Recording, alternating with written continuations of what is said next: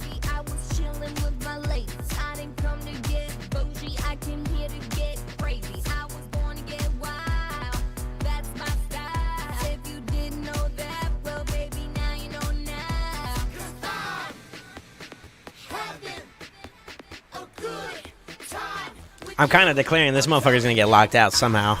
That's what I'm trying to do, at least. I never felt this way before. That's Cancer. This is true. Ain't no way you're gonna let me get the best one out of all these two. You're actually trolling.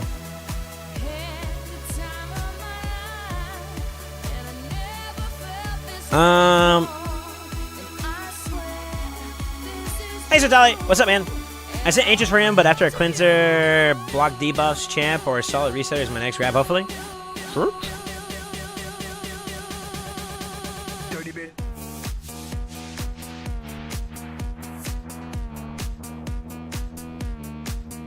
Dirty bit.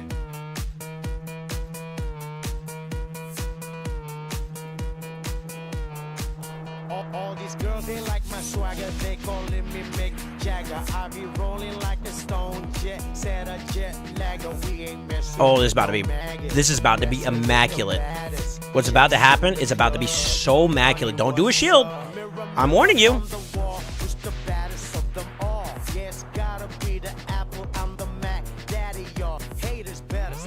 I'm about to bust. Ah. Party application rocking just like that. This is International Big Mega Radio Smasher. This is actually perfect, too. A good time with you, I'm telling you.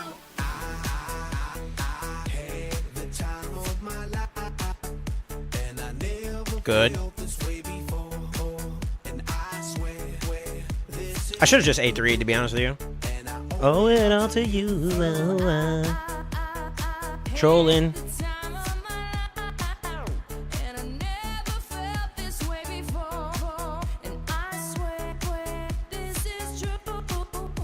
We're just slowing it down. That's all I'm doing. Kappa. I'm about to bust again. Ah! All right, he gave me Sun Wukong as a target, man. I'm obviously gonna be able to lock you out. But I'm surprised he actually didn't ban both of them, to be real with you, or either one of them. He banned my king? It just doesn't make any sense. Surprisingly. Ah! It's Thanatos! I'm about to get abused.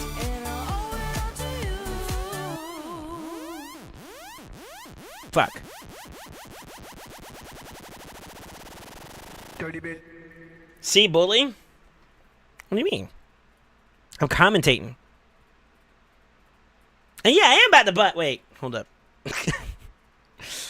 Let's see here. I think we go this round. Good old Danny Toes. I don't know what he has in his kit, to be honest, or his arsenal. Besides +4s, damn it. Should I take a deep?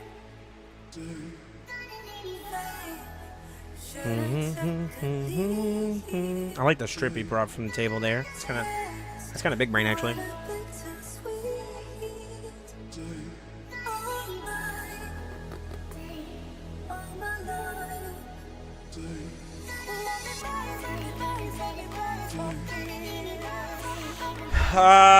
Rodos and fucking Harima.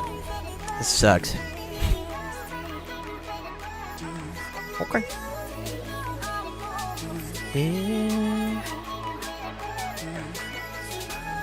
This might have actually been a good Gizmac run.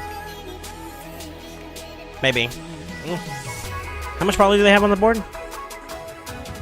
2 6-stars? No, good. Never mind.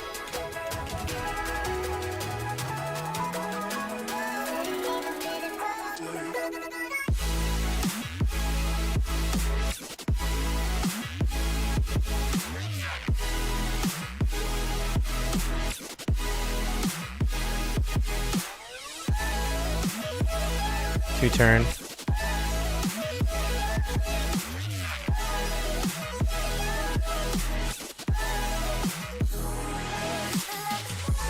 Unfortunately, I'm not safe. If I were him, I'd slam this first. Okay. Not what I was expecting. A2 into that, but I think we still survive pretty well. Oh no, he's gonna A3, okay. That works. Got the reset spaghetti, which is nice. Probably gonna throw an A1 at him.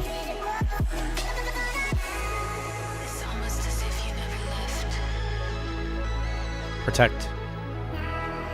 Battle of attrition was always going to be a thing here, you know? Obviously. The problem is, though, is that, like, that motherfucker hurt. In addition to that, she's going to A2 next. Which might put this one under... Okay, so never mind. Should have shot again.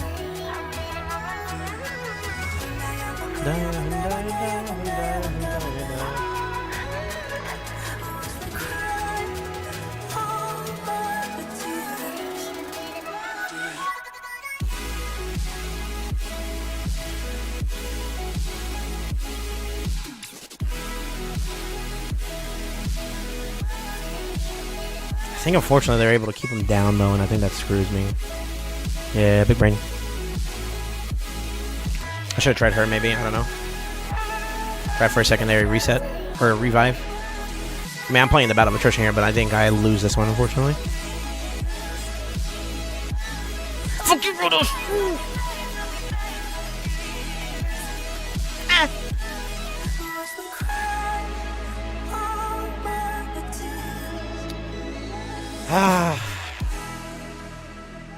Having the Harma just automatically makes my damage output go lower too, which is kind of poopy.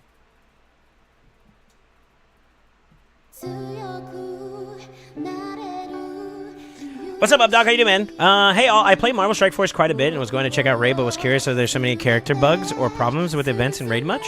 Happens all the time in MSF. No bugs in terms of, well, I mean, they do exist. Oh, it's Jacobo. They do exist. I'm not really aware of like how buggy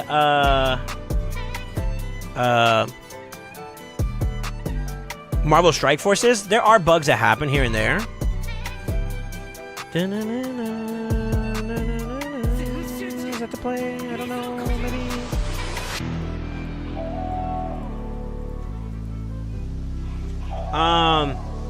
So I can't really say. Truthfully, I really can't say. But there are bugs that exist in the game. They get addressed pretty quickly, though, I think. In terms of, like, serviceability. Yeah, I'd say they get addressed pretty well.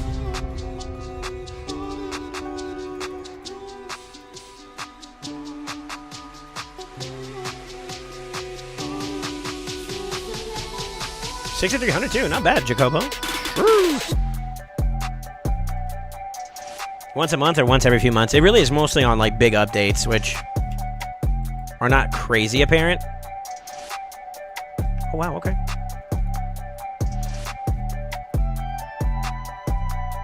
No shot, he actually gets ahead too. That's tough.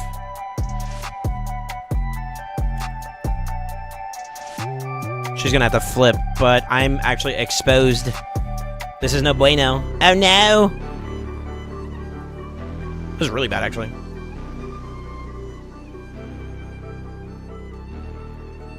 Yep. Really, really bad.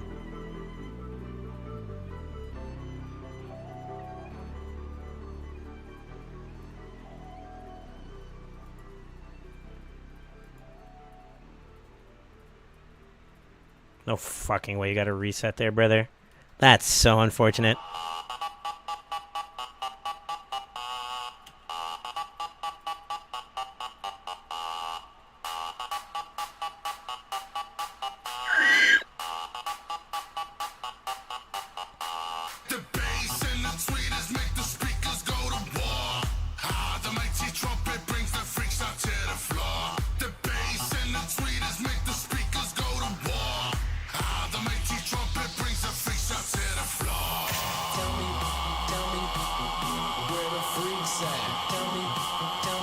I mean, that's fair, to be honest with you.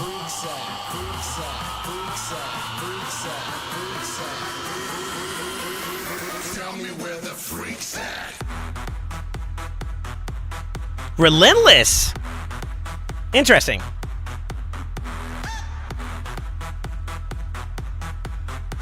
Yeah, unfortunately, you got me. Touche. Touche, touche, touche. Fucking Jacoba, mate!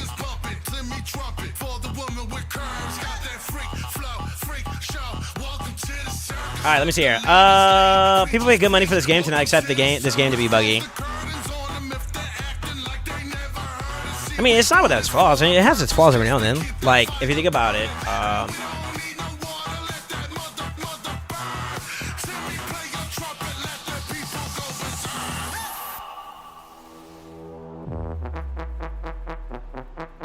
I'm trying to tank here. Hold on.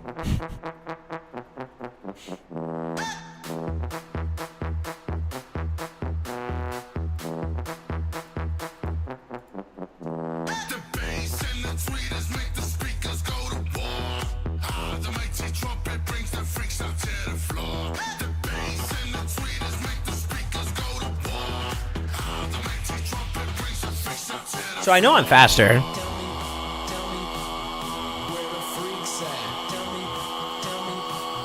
I know I'm faster for sure. Yeah, I think every game has like, yeah, it does. It's definitely gonna have its bugs. Hold on, let me turn the music a little bit. The only times I ever see it like really, really impactful is like big major updates they do to the game. Well, no, not major updates, but like little small maintenance windows type stuff that they do. It's like kind of meh. Go to war.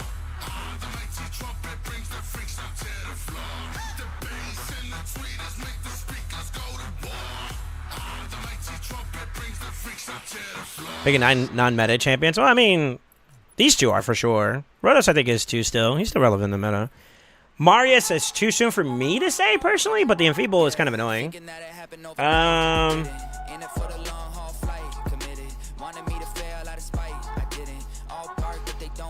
Kinda? Not, I guess?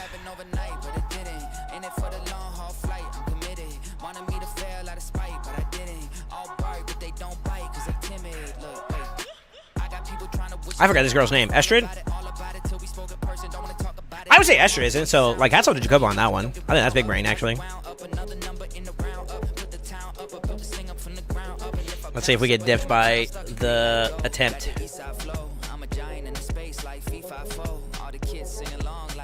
Mario's passive is broken. I think so, too. Yeah, so he gets to do that.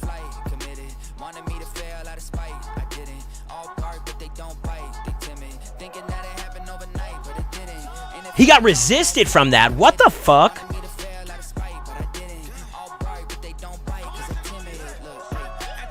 That's actually kind of bonkers, bro. That's actually kind of bonkers. I am very there's no way. There is no way, bro.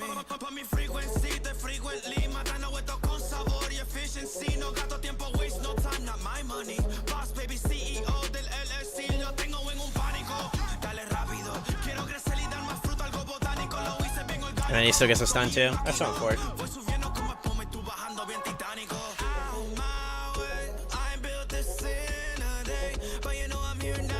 That's very unfortunate.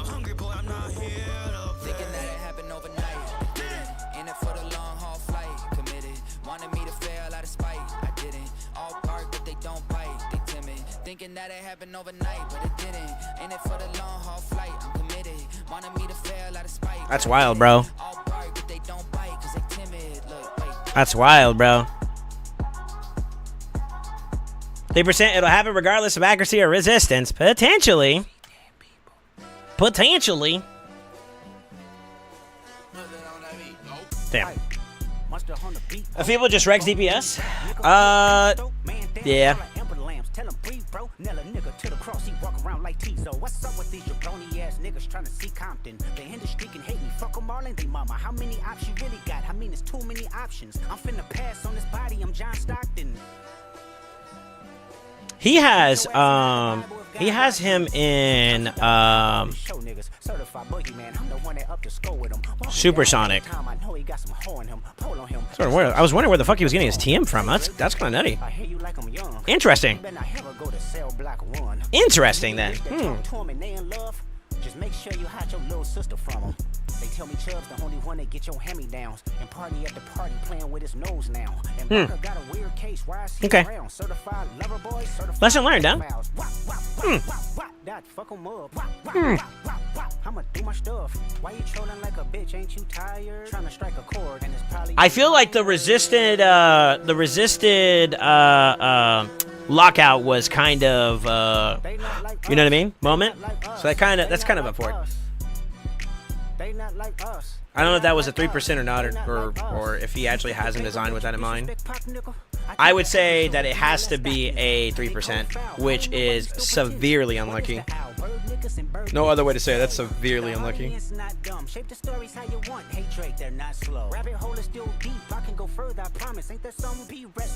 Yeah, it's just unlucky. Because like if he didn't get the stun there, I get my guaranteed turn and I rip. I rip there, yeah. Unlucky. First round, I just got diffed. There's no other way to say it. Pick span wise, I just got diffed. The cut in was pretty smooth.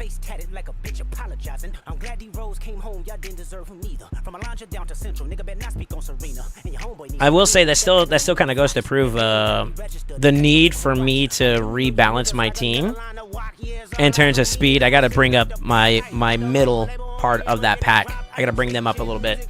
Actually, everybody needs to get brought up to Sippy's new speeds. Oh shit! It's like that up here. Hold up. Smart play to cut in since resist team reinduction. Yeah. They not like us. They not like us. They not like us. But I do have right now. I have this issue in my account in terms of like speed tunes. My middle of the pack right now has a little bit of a cut-in gap that's not good for me right now, and I'm noticing it more and more, which is kind of unfortunate. But say Levy just comes with the territory of like I have to rebalance and stuff. Honestly, my biggest issue is it's hard to kind of hit those new speed spots. I think Shuzhen is close. She's probably the closest there, but Yumi's definitely behind now, so I need to bring her up a little bit. And even then, though, the turn meter boost that he got from my Siffy,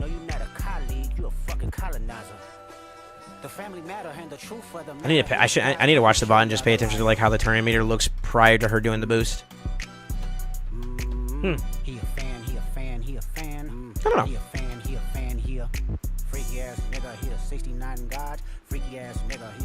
I think I made it in arena. I'm starting to recognize names of people I fought before. Really? Freaky ass nigga, he a 69 god. Hey, hey, hey, hey, run for your life. Hey, hey, hey, hey, run for your life. Let me hear you say OV ho. Say OV ho. Then step this way, step that way, then step this way. I'm gonna finish up. Are you my friend? Are we locked in? Probably gonna finish this one up and then I'm gonna jump into Hydra now. Step that way, then step this way, step that way.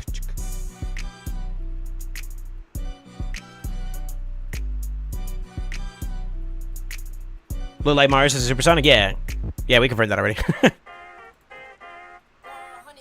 Yes, sir. The number you have dialed is not available at present. Please leave your message after the beep. Also, no full slam on the poly procs either too was also kind of unfortunate. Also unfortunate. I could also just swallow the pride there and try to see if I can bring in Ancora. Ancora would have made that also more possible for me to give my champions a chance to respond to him.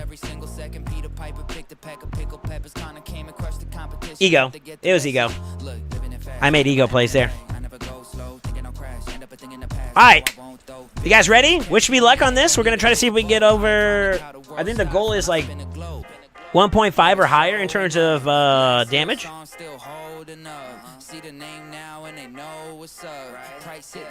Yeah, let's do it.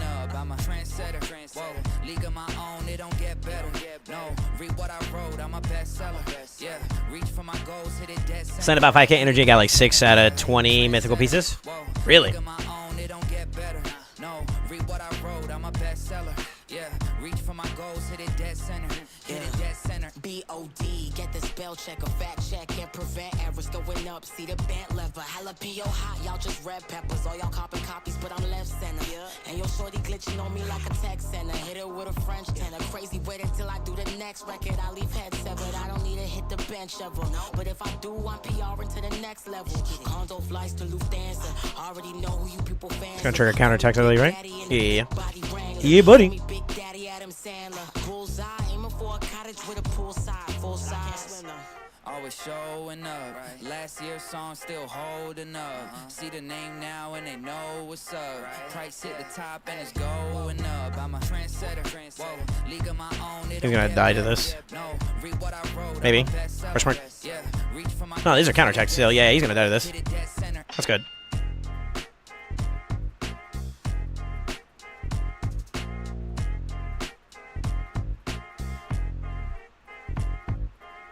No decreased speed there, he's on fort. Good kill there.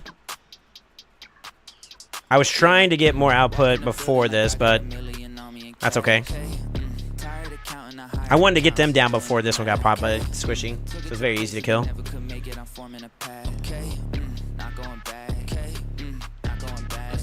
Not from this planet. Pull up an alien rocket shit. They try to study the way I've been doing it. They gon' need paleontologists. Feel like I'm one of the greats. Money, I'm making a lot of it. I did 1 billion streams independent. I swear that they barely acknowledge it. Okay, that means that I gotta go harder. I'm flipping the switch. Battery charging, I'm ready to flip. Feel like I'm Arthur, I'm balling my fist. Give me the call, never calling it quits. Bigger money, bigger problems. What they said to me, I don't ever worry cause the stress don't get to me. Live and direct from the mind of my desk. Give me a decreased speed there. Atta boy, Krisk. Lo and behold, sticking around when they told me to go. Calling me up, nobody home. Spinning these numbers like rotary phones. Hey, lo and behold, house made of glass, they throwing these stones. Markham, Ontario, locally grown. Went off the map, I'm globally known. Walk in the building like I got $1 million on me in cash. Tired of counting, I hired accountants, they doing the math. Took it to places they never could make it, I'm forming a path. Not going back.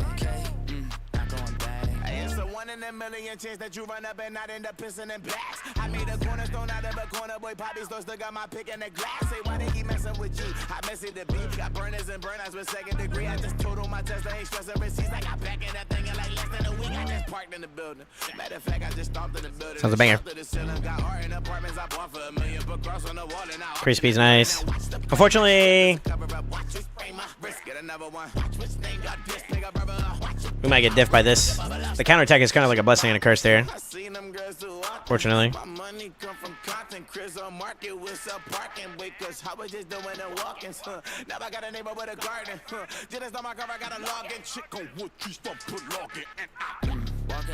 Trying to get a burn.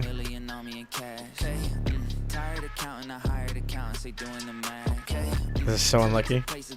For it.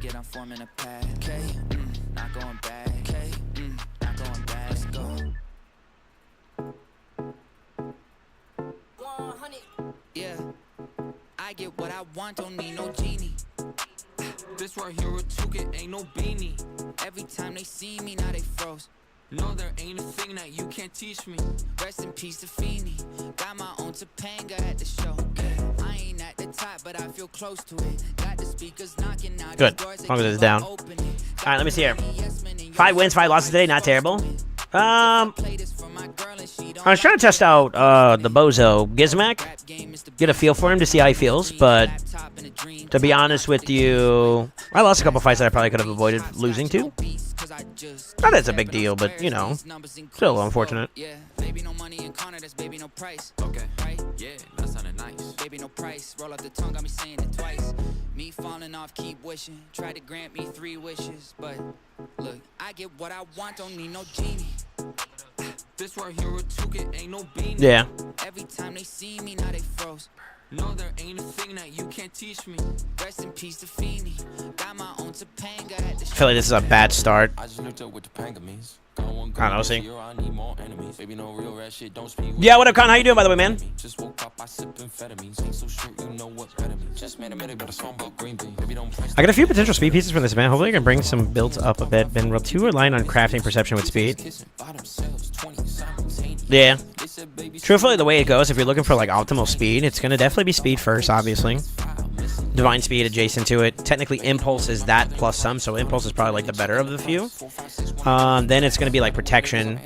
That would be like the next adjacency, because you can technically net extra speed pieces by accessory, so you can kind of net more set bonuses there. No, there ain't a thing that you can't teach me. Rest in peace to Feeny. Got my own Topanga at the show. Okay. Yeah. Baby, no money kind of price. Baby, no money kind of price. I hope this boy drinks. I want some ice. I see you real soon at night. Sorry, I'm trying to see where my provokers are at.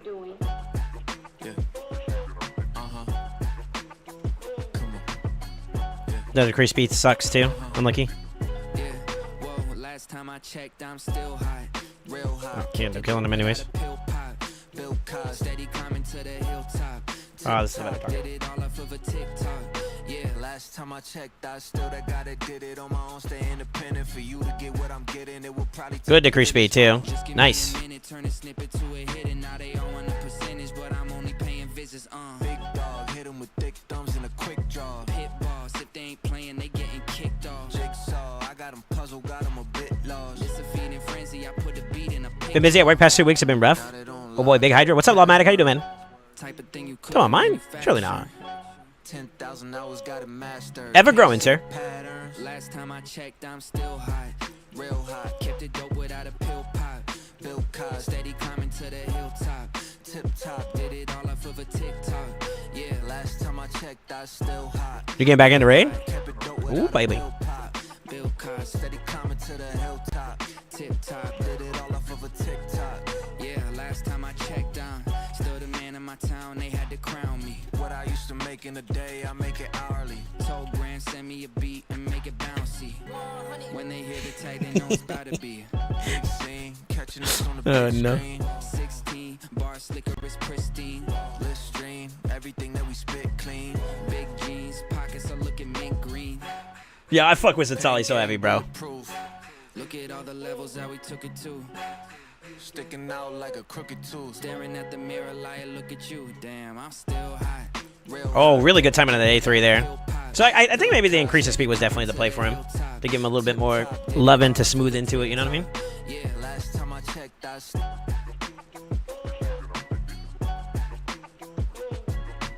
You fuck with me, you fuck me, or we fuck together. I fuck with. Unless, nah, you trying to get me in trouble, hold up. Katina. Yeah, straight A student, but I'm friends with the cool kids. Honestly, I want to get this guy out of here more than anything, to be real with you.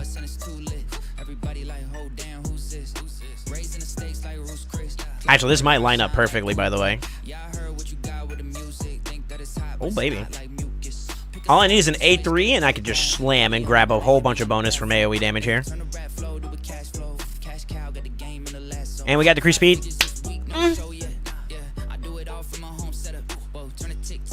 We're getting a little too zesty lately. Hold up.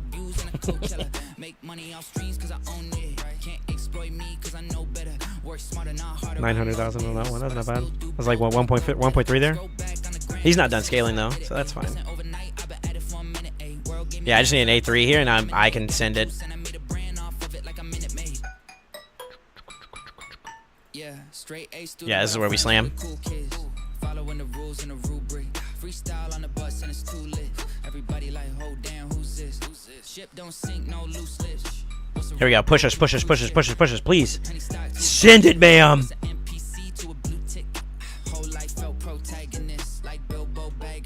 Turn me to reduction. Because of where we are, I'm gonna eventually put this one right here until we get like a decreased defense, I think, in play. Pretty sure that's like the best option we have right there for right now. Okay, now we go there. Technically here, actually. Good provokies.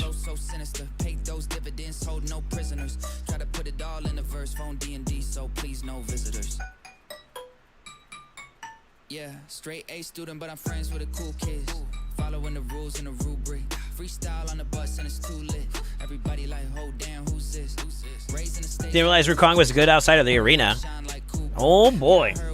Have you met me, bro? I'm like one of the most biggest like champions of like this guy being useful in Hydra.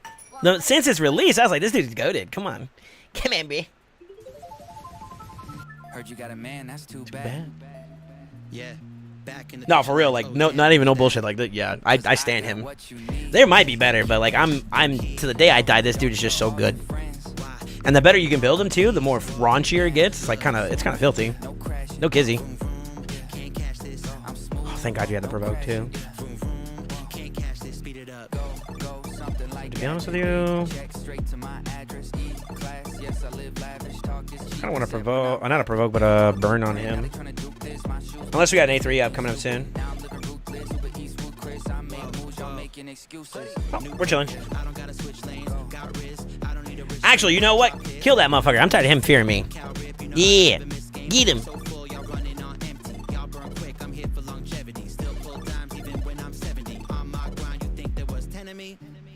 Man, that's too bad. Yeah, no, not even kidding you, Lomatic. This is like, well, he's probably one of my personal favorites right now in Hydra. Outside of probably Razzlevarg right now is my number one. I'm in love with Razzlevarg, dude. Razzlevarg has just been cooking for me, especially with the build I put him in. It's nasty. Beat it up. Sorry, I'm double checking like where we're at stat wise and making sure we're landing provokes and whatnot at the right time. Looks like we're cycling pretty well though. Let me see here. What a treasure player gave us free to play dudes. Yeah. Soul channeling is inner salami. Just found out jury duty next week is canceled. You wanna know something funny? There's at least been like 2 or 3 months or years, excuse me, where I was supposed to do jury duty, but like for some reason they had me kind of close to like what was the holiday? Thanksgiving? And it always gets canceled. It's either Thanksgiving or Christmas, one of the big holidays, right? And it gets canceled every single time. So I have yet in my life, hopefully the Lord should be good to me and I continue that route, where I don't have to worry about ¿cómo se dice? Having to do jury duty. Feels good, man. Bestiality. All right. Likes the digital bunnies and the Playboy bunnies. What? After I test new CB team, we'll be rebuilding at GNF for FK. Sure. What I'm gonna do? My jury got canceled also for the next week. Keeping it humble in person, like oh my God, I can't believe it. Okay, I'm lying. Straight to the fact when the beat hitting bright, I just say how I'm feeling. No, I can't hide it. Feel like I'll take on a giant Goliath. I'm slinging a shot to the eyelid. Boom, I ain't never missing. I put in the work, every verse gets written. I am no menace, but they heard my penance. Every word like a perk, cause it served that sentence. Wait, every time I hit a beat, I got like infinite flows, different approach, slow, fast. Yeah, I'm ripping in both. Get for the gap, go back. Now I'm taking the blow, giving a gift when I rap like a ribbon and bow. And I'm tying up these loose ends. I wanna know where the roof ends. If sky's the limit, what's true then? Why nice degree speed, actually. I can't tell if I'm ahead or not, though. I feel like I'm behind, actually. This run kind of seems like it's trash. By the time I got to like 100, I was basically at 400 mil. So I feel behind? I can't tell. I really can't tell at the moment. It's too early.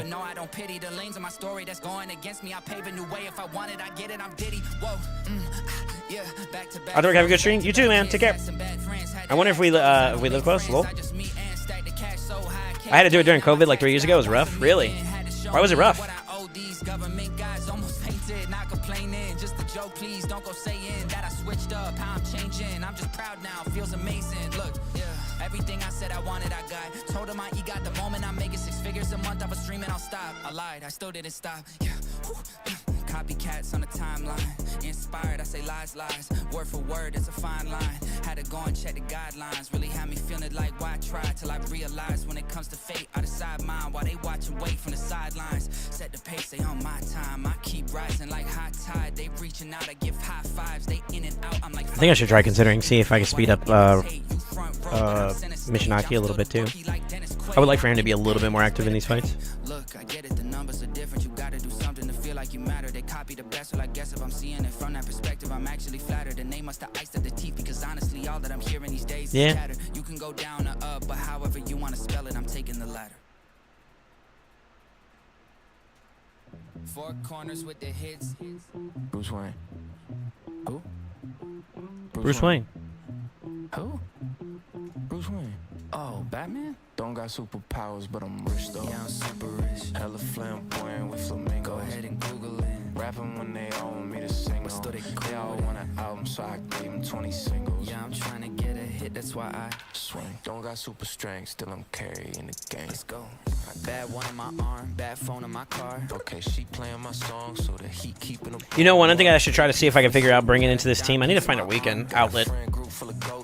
It'd be cool if I get like a weekend outlet with increased defense. Without a team, think you'll do it on your own? Yes. Put yourself up on the scene? Yes. Now I got money to hear me different, deliver the message to carry a pigeon. I got the stereo hitting this already gold like Jeremy Piven. Varl, Yeah. he does weekend, but I need decreased defense. Who? Bruce Wayne. Who? Bruce Wayne.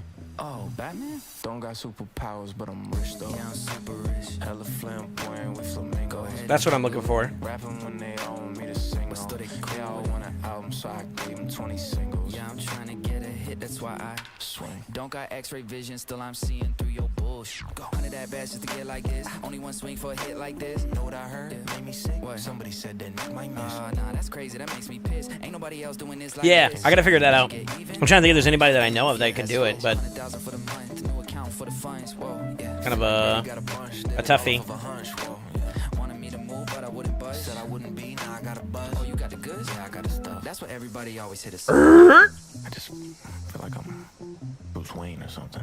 Who? Bruce Wayne. Who? We're good. Bruce Wayne. Oh, Batman? Don't got Actually, I kind of want to get him out again. rich though. Yeah, I'm super rich. Hella flamboyant with flamingos. Go ahead and Google it. Rapping when they all want me to sing But still on. they They all cool. want Nice. an album, so I gave them 20 singles. Yeah, I'm trying to get a hit, that's why I Swing.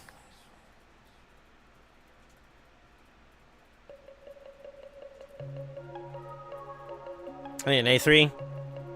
There you go. Good shit. Now we get splash damage, baby. Yeah, I think one of my next big goals I should try to do for this team, if I want to bring it up a notch, is probably see if I can get Mishinaki a little bit more active.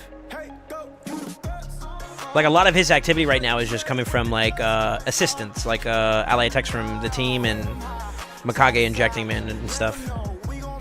So if I can increase his activity in general, too, that'd probably be the next big, the big slam for him. Let me see, where is he at?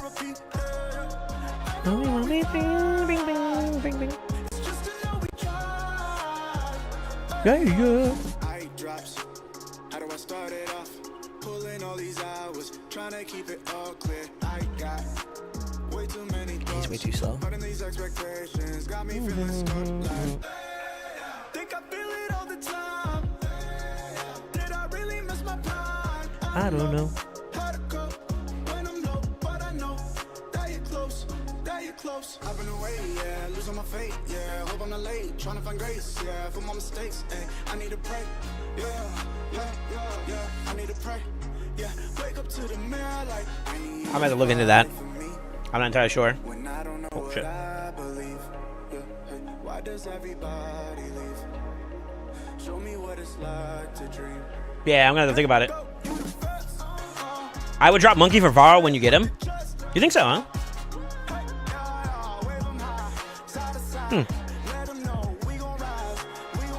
Man, that strip from the ability is nasty, though. And it saves me more often than not, which is kind of another, like, the irony, you know what I mean?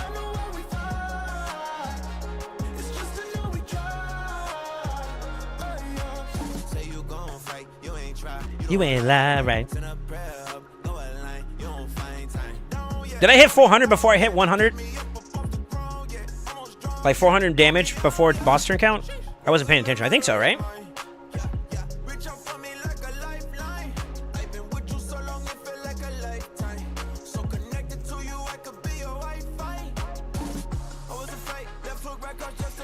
Helicat?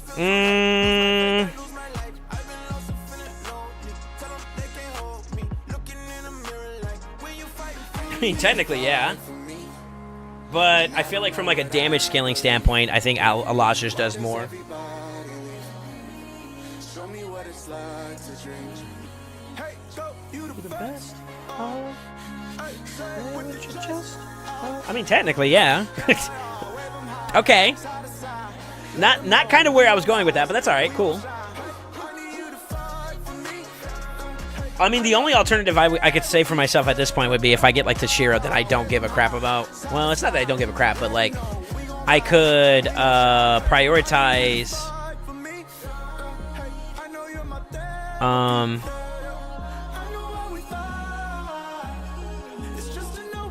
having the most fattest of brain farts, brother.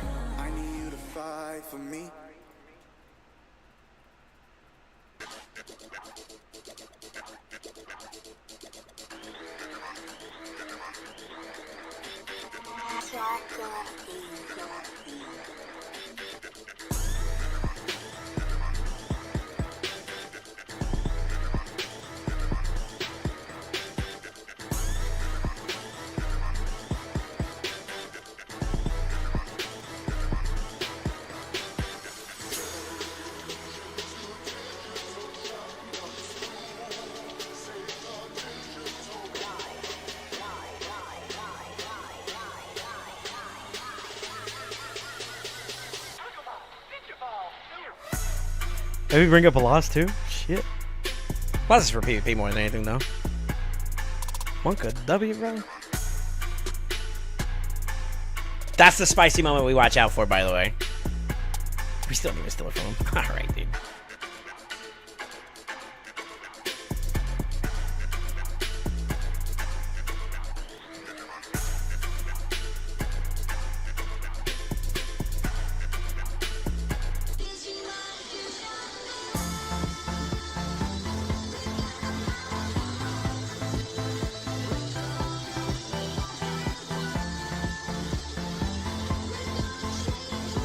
Oh, he got provoked. I was like, why the hell is he going over there? Wait a minute, hold up.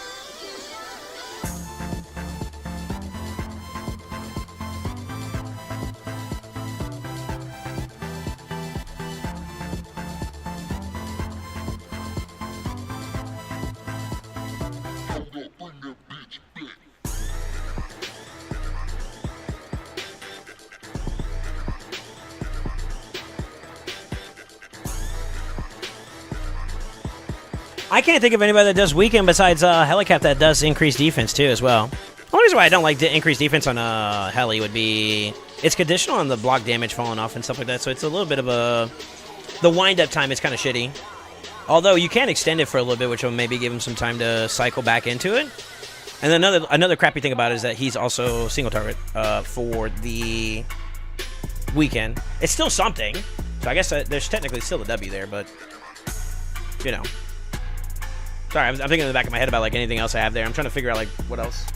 But if I get like Toshiro, for example, that changes things because then I drop Mishi for Toshiro, which allows the Allah spot to free up to whatever I want. And I think at that point I'd probably bring in like a Varl. That'd probably be like the balance out, and then I'm netting nothing but attack, which everybody else scales off of, and we full sin. I think that's how you get the damage you're looking for there. That's what that'd probably be how I would prioritize it. I think.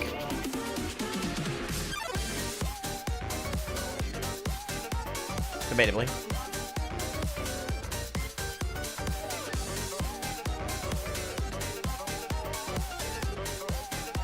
Aren't your DPS at 0% anyway, so is the decreased defense that much value? Yeah. You gotta think, like, it's not always gonna be 100% uptime on the proc for output, but also, their defense is high.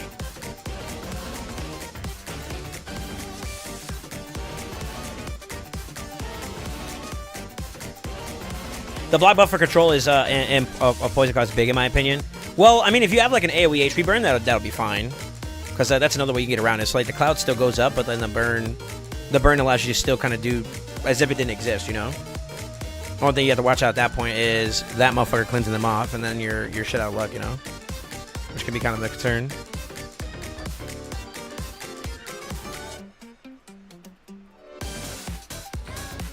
Oh, he actually stole from him. Oh shit.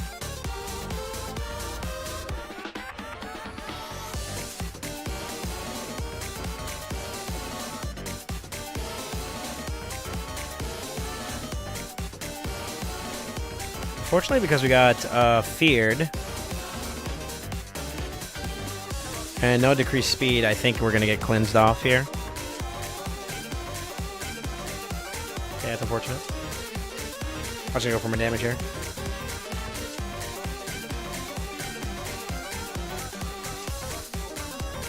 If I can clear him, though, before then, that'd been nice. Fucking hell, mate. Still pop him up.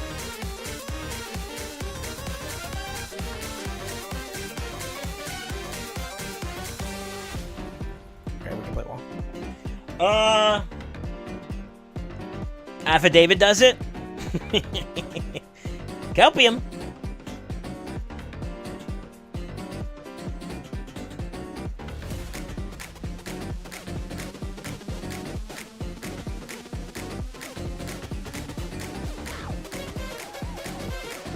Wait, you mean like increased defense?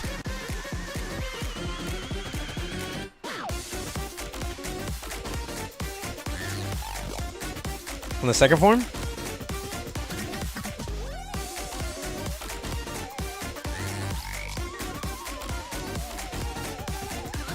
He doesn't provoke in the increased defense, but the only one I would replace at that point would be Krisk.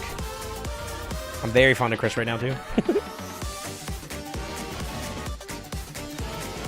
That's unfortunate.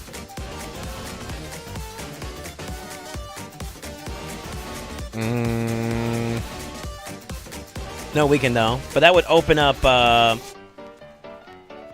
loss from the slot, and then maybe I could bring in a... Well, it'd be a loss out, and then, what's name in? So, there's that. Oh, wait. When attacked, has a 100% chance of placing 20% weaken. I had to scroll down more. 100% chance of placing 25% weaken, and a chance of placing the stun debuff on the target. One turn, increases champion point for every reject. Blah, blah, blah, blah. Oh, okay. Okay. Ooh.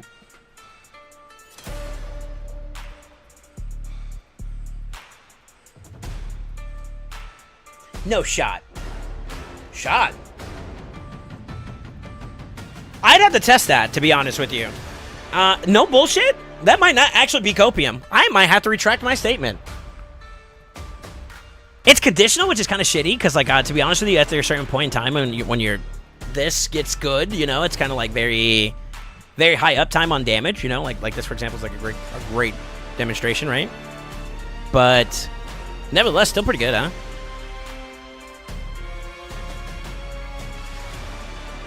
Yeah, it's still pretty good.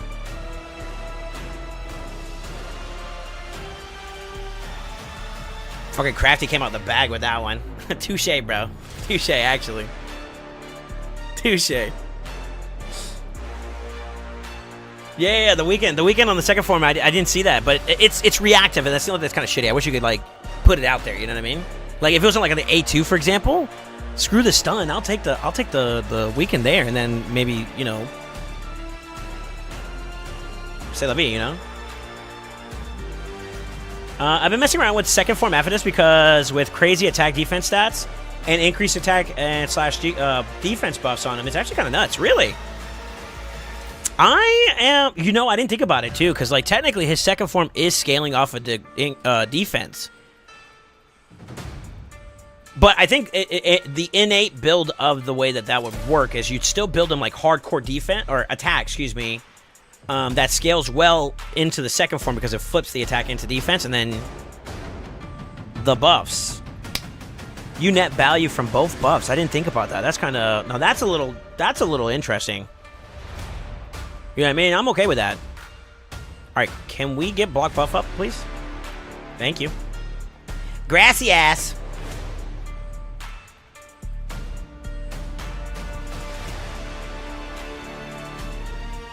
Want to go ahead and pop that.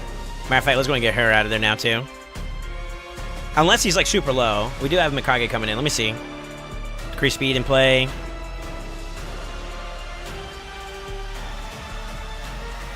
It's going to kill him anyways. That's kind of for it. Who do we care about the most out of all these? If I'm going for damage, it's this one.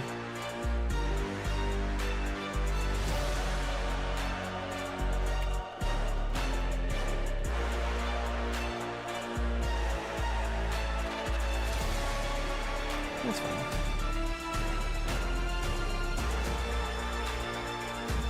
This is where it really spikes up. Yeah, buddy.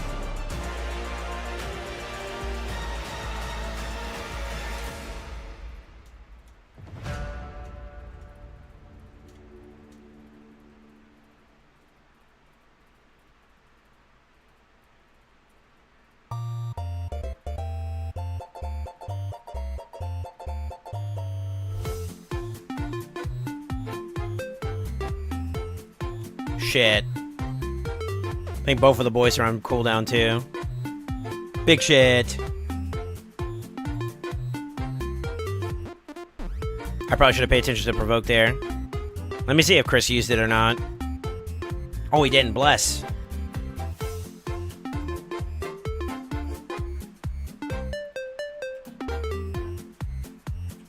And we got the block buffs up. Alright, we're chilling.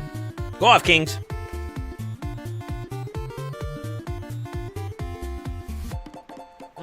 I have Chris getting 5-piece protection now and fast, so clean. To be honest with you, Chris is a good one.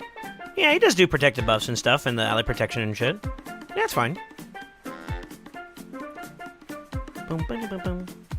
Bang, bang, bang, bang, bang. Summon 'em, summon 'em.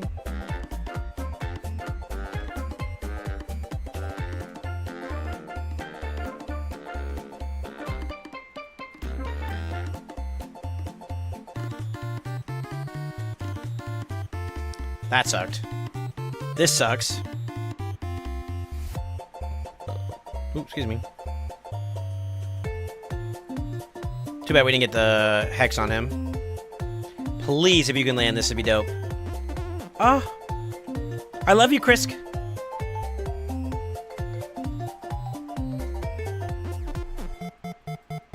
Honestly, I can say on that one. Yeah, no, I could definitely think, I could definitely see it, to be honest with you. God, are we actually coping with fucking, like, Aphidus, or is that actually legit tech? Fortune, I'd have to see some stuff you've been doing with them. If you got some screenshots, I want to see it before I go any further. I had plans to build him up for, Sin City, so he's ready. Trolling aside, he's actually ready.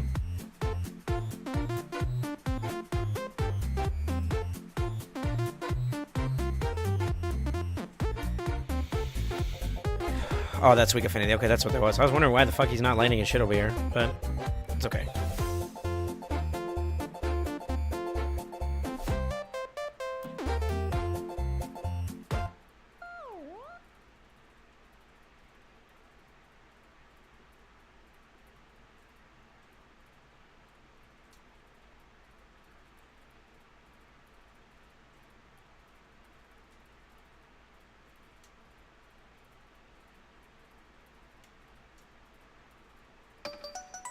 We're in a dangerous position here. I don't know if he has his A3 up or not soon. Depending on Wukong here, that might be a bit of a thing. Because we just used our A3 on Mishinaki. It's down on cooldown.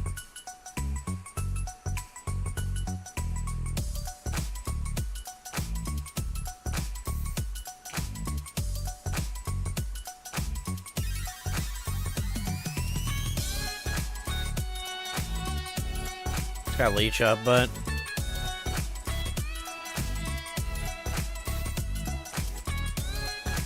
I'm worried about this. This is what kills me most of the time in my runs. Okay, we're good.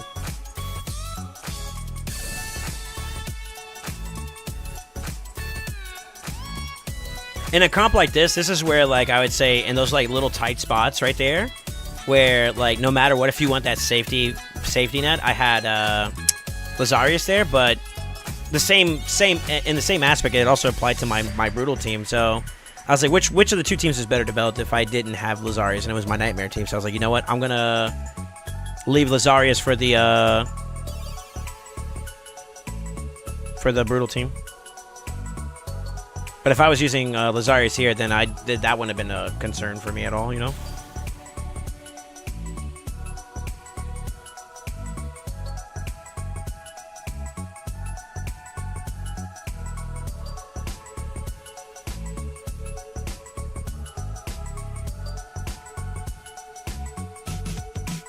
The day after was messing around on Cintrano stage and realized the increased attack and defense was doing what it was. Yeah, no, it's not that I didn't peep it per se. I just out of sight, out of mind kind of deal, you know? Because I'll be honest with you, I don't view Aphodas highly on the scale of like mythics. Like in my personal opinion, I feel like there's just better, right? Which is ironic considering that like we might actually be sleeping on him. I don't have books. That's another thing. If I had mythical books, maybe I could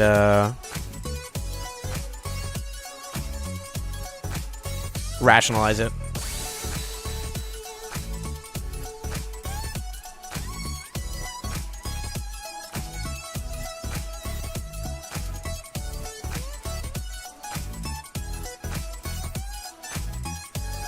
Oh no, no decreased speed right off the rip too is unfortunate. That was such a really good hit there though. Oh, there we go. Hey!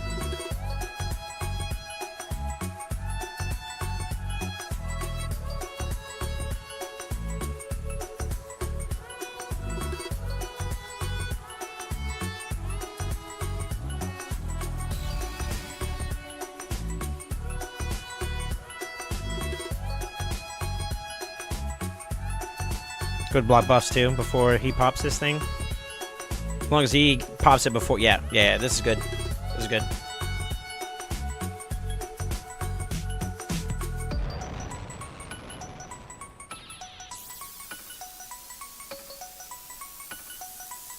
I think I'm behind overall in damage though. I think I was close to a bill by the time we got to 200 turn count for the boss.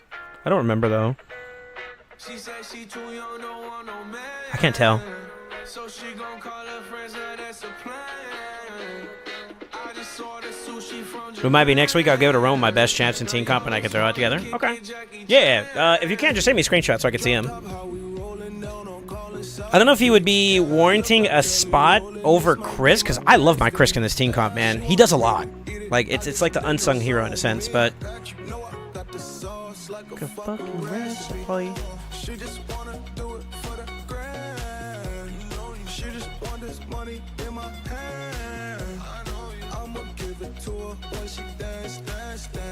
The only thing is that his increased attack side,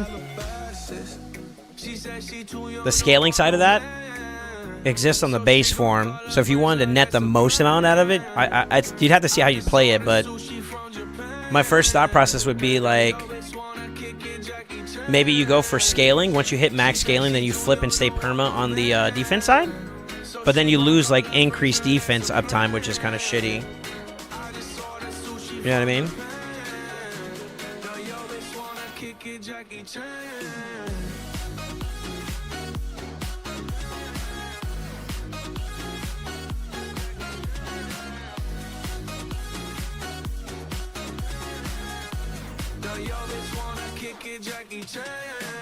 I think you got the wrong impression about me back. Just cause they heard what hood I'm from, they think I'm crazy. Okay, well maybe just a little crazy. Cause I admit I'm crazy about that lady, yeah. Finger to the world is fuck you pay me. I've been slaving, gun the pussy cause I'm running out of patience. No more waiting, no, no. Bouncing like a yo-yo. 350 accuracy from Mishi, safe for Hydra. Nightmare? Yes and no. Suffering.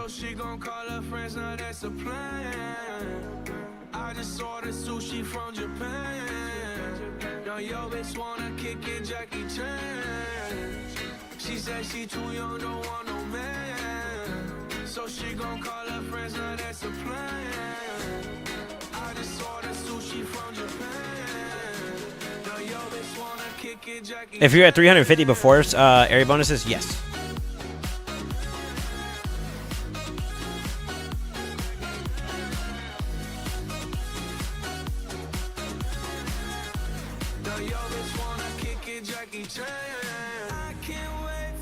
I'm behind. I'm forward. I feel like I'm behind.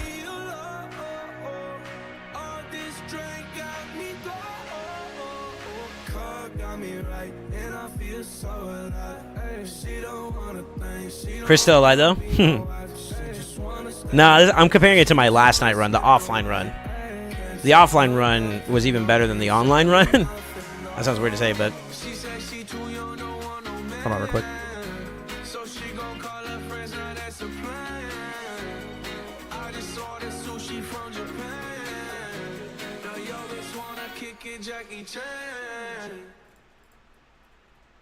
Nice. It didn't. Oh, we had it. We had something available anyways. Okay. Might as well just get him out of there then.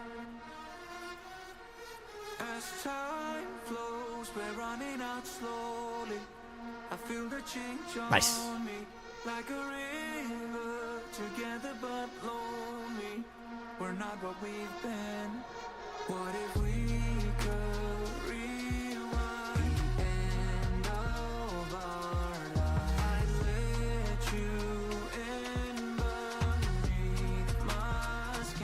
I guess the only other thing is too is the counterattack damage too. It's something. It is something. Can't be completely like neglected off of like as a contributing factor. You know what I mean?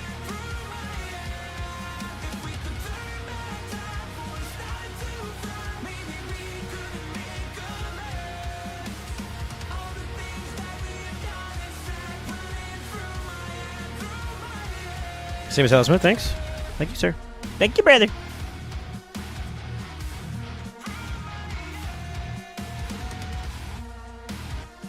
I think right now I'm kind of ranging around like 1.4-ish, I think. If although I'm not gonna lie, I feel like my damage is kind of dropping a bit. Which is kind of not a good sign.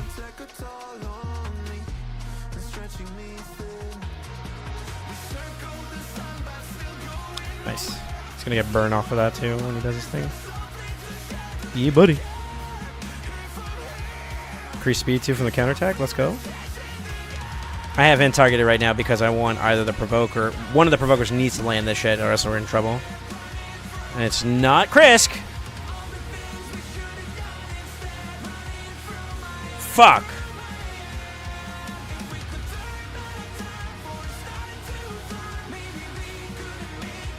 Chris Senpai, please land your stuff. Or please resist this, actually. Oh, shit. He's gonna pop, too. Still under block damage. He's still under block damage, too. Let's go. You're not. Don't die. Don't die. No! Coño!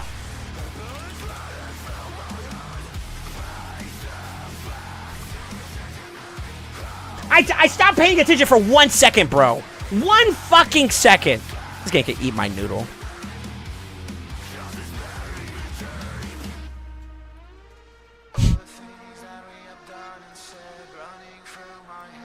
I stopped paying attention for 1 fucking second, bro.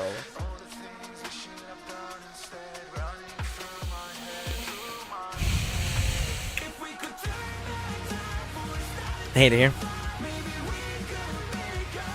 Where is Aphrodis at? Was that Dark Elf?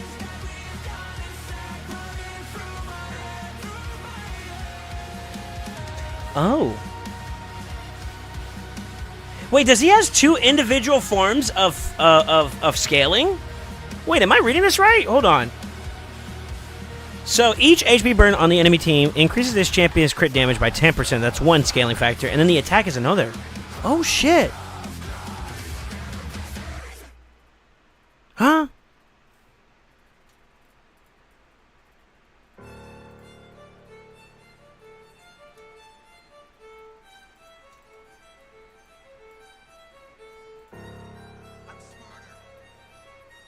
That's nice. Kind of. Hmm.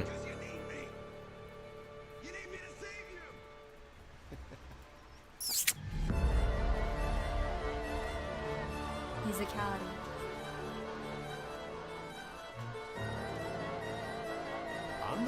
Yeah, I would assume that you'd want to like try to scale off of that first, because that's two different forms of scaling that were just kind of nutty.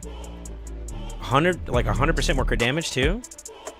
And then if you're placing a burn every 3 turns, how many turns is that? 4 times 4. Yeah, so times 4. every application of it for, so 3 sets? 3 sets would get you at max cap for HP burn. The hard part will be the activation side of it, which is... Oh, that's not conditional to him activating it. It's just activating, period. Which would also pop the burn, right? 4.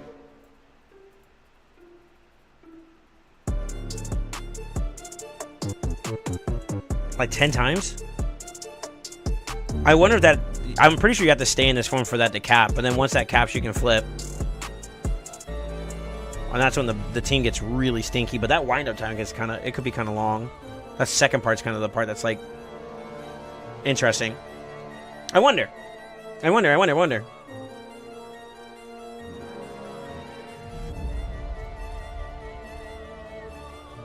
Only 4 times. Yeah. But, like, if you do the math here, right? So, for each HP burn on the enemy team, increases his crit damage. Oh, wait. So, that's conditional until it being on play. So, you'd want only the activation part of it. Yeah. So, I'm pretty sure the passive has to be active at all times for you to get the benefit of the crit damage. Am I reading that right? For each HP burn debuff on the enemy team, so it's active HP burns, it increases this champion's crit damage by 10%. But it's not like a increase to like a percentage stat. It's a conditional stack. It's not a permanent stack.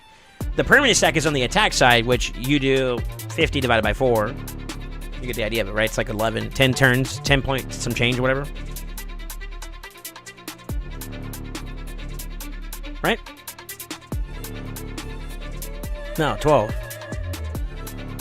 13? 13 times of an activation. That doesn't require him activating. It just has to activate in general.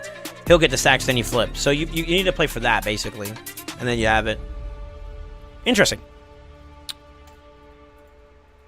And then from there, you have your maximum amount of attack that you can get, and then you'd play towards this side, and you would just rock out. Now, I don't know off rip, but I believe...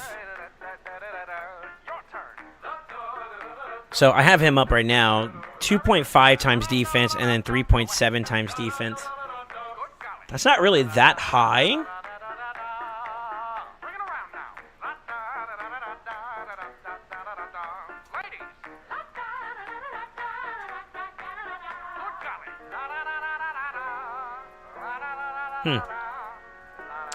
A mathematician much smarter than me is going to have to define how you'd have to build them up, but interesting. Interesting. I would assume maybe you build more towards the defense side so you can net just straight 1 for 1 instead of 1 for 2.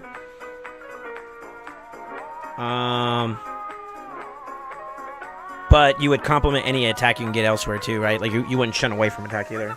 I don't know. Unless you wanted to stay in the base form, but that's not ideal there. All right, let me get back into another run. We need better RNG. I think I think that run was behind on damage overall, though.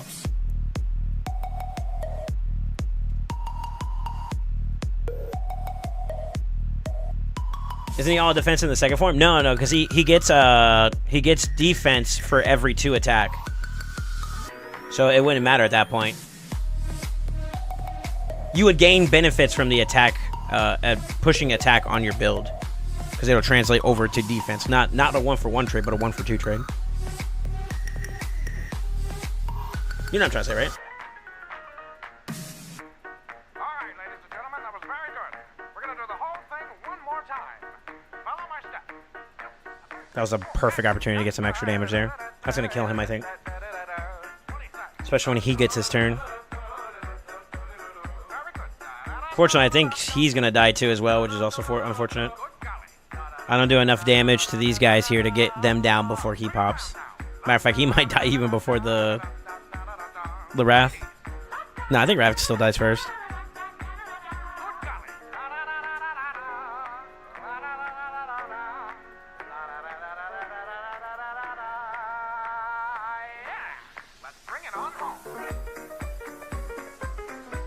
That does do it, though.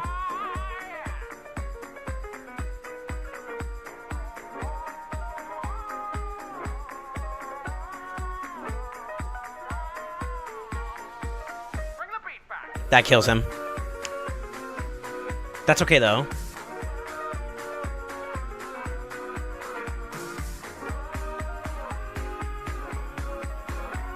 Technically, that's the best one to hit right there, actually.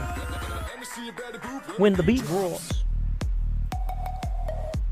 So we losing damage? What do you mean? Was that 500 mil leave for 10 minutes and we had 15 mil? I ended up having a hiccup happen and we were around 960 mil when we hit 1,000. I think it was. And then I had an accidental death that I could have avoided, fortunately.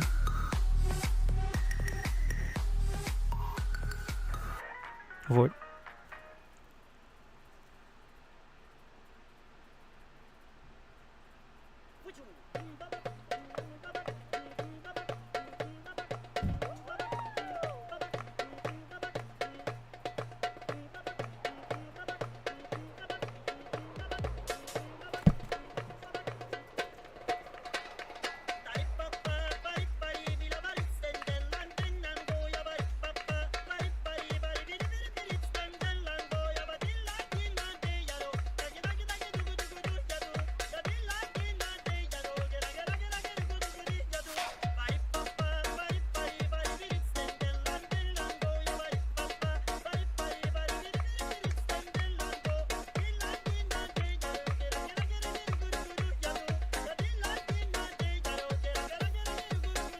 Curious.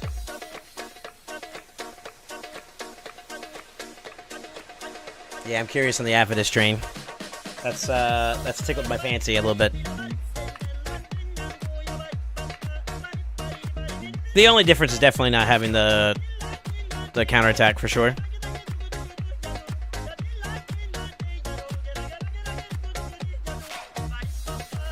Ruh-roh. He's gonna pop.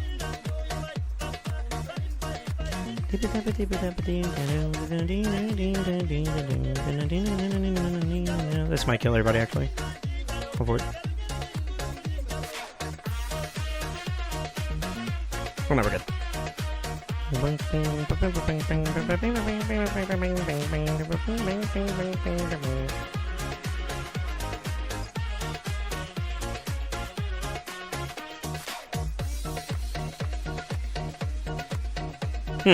Interesting. Do you use Trended Team? I do, sir. Hello, Elite. Hey, Chicky, how you doing, man? Oh, I got something I want to do with you guys.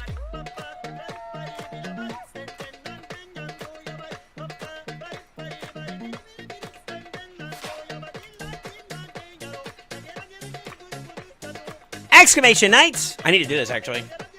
We're going to pick some lucky bozos in chat to be able to get their hands on some giveaways. Yeah, buddy. This is the circle becoming full. If you guys don't realize it, we are doing a giveaway as a part of me being a part of the Player In program for content creation. Just keep in mind, if you guys want more rewards, helping me out goes a long ways for yourself. So exclamation KNIGHTS, and we'll pick a winner sometime in the near future.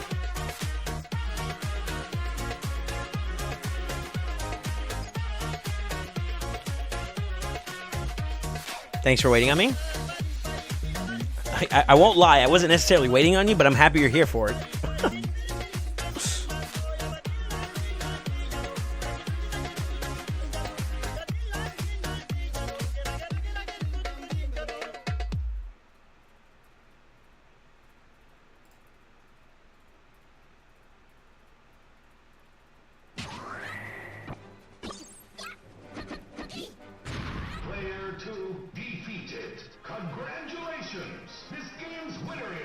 Kirby!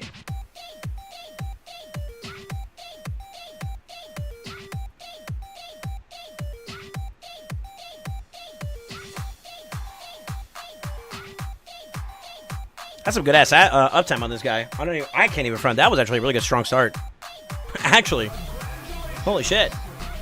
Yo, give me that back. Rude?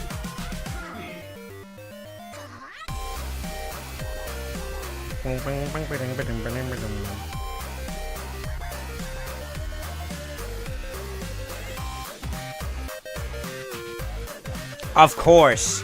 Of course, bro.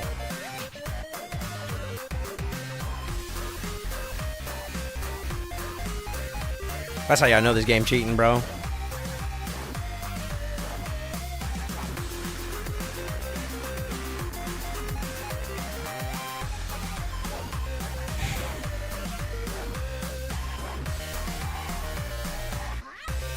Whatever.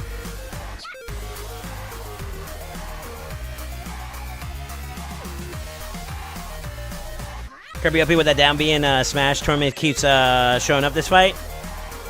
That's okay. Alright, we got the coverage. That's fine.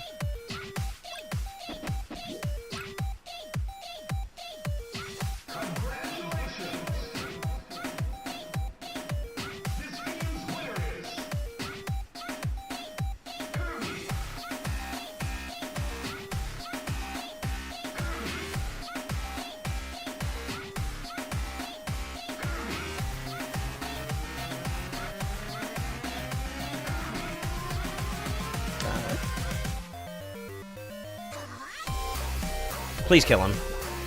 Thank you, Rabbit.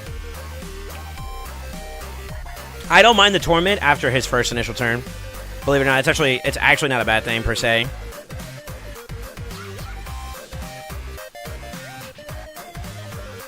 Okay. Okay. Okay.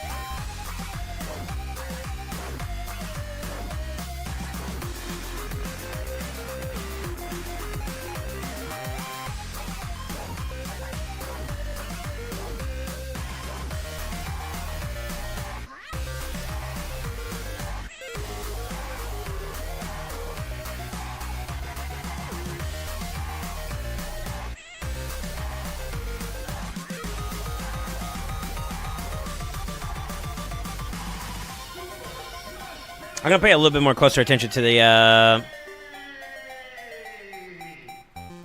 the provoke situation we got going on there, just to make sure that we're clean throughout the process. You know, whenever I see that bozo respawn, I'm gonna observe. We're gonna observe the terrain better, at least, hopefully.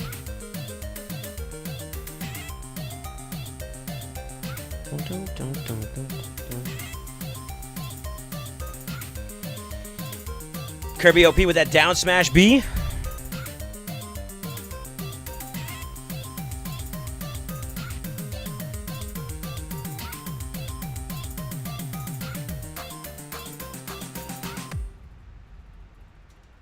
was a good timing on the block buffs.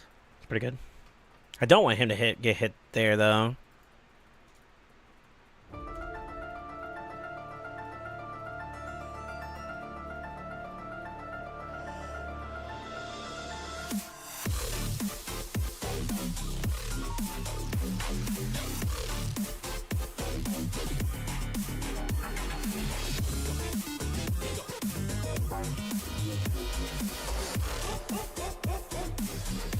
That's okay.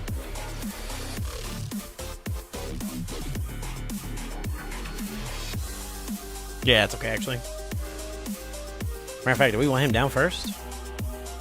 Kinda.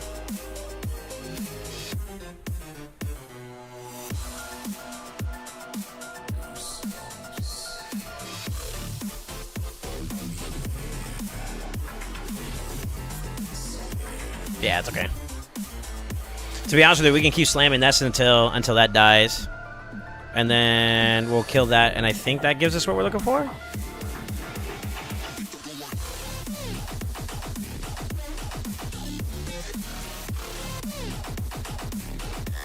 Never mind. That's alright. We'll keep that target for now, though, until we get decreased defense somewhere else.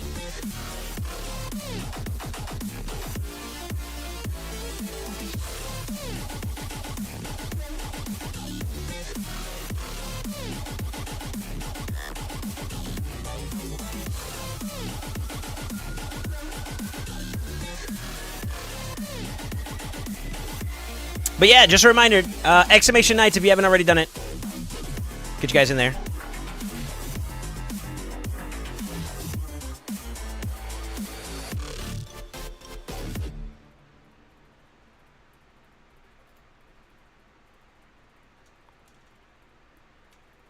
Yeah, we'll probably pull it after this run. We'll see.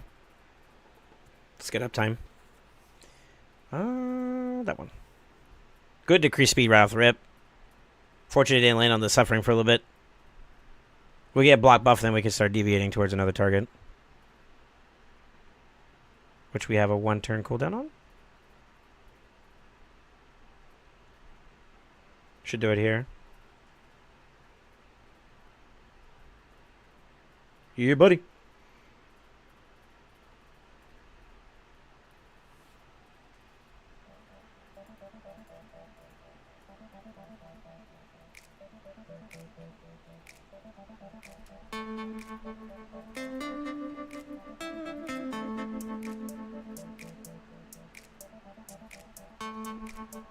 Ow.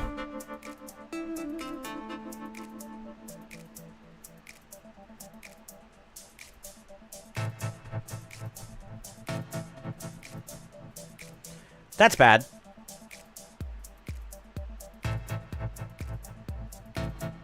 That's good. That's great. Okay. Good recovery. Good shit. That's a weird little interaction there, though. I think it's just spawn timing there.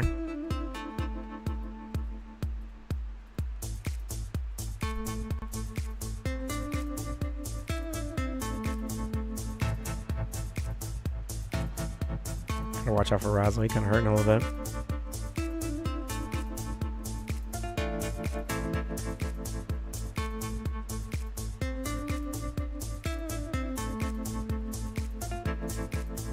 As long as he gets an AoE here, yeah, we're chilling. Okay, cool.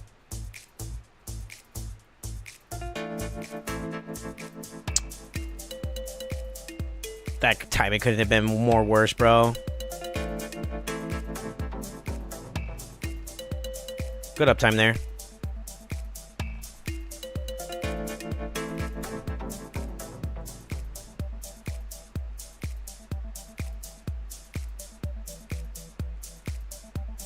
Yeah, not bad at all. I definitely think I need to improve Mishinaki. I think I can get him a little bit more active in this fight, and that will net me a bit more activity on him, and I think that gives me the output to maybe get a little bit more damage in general.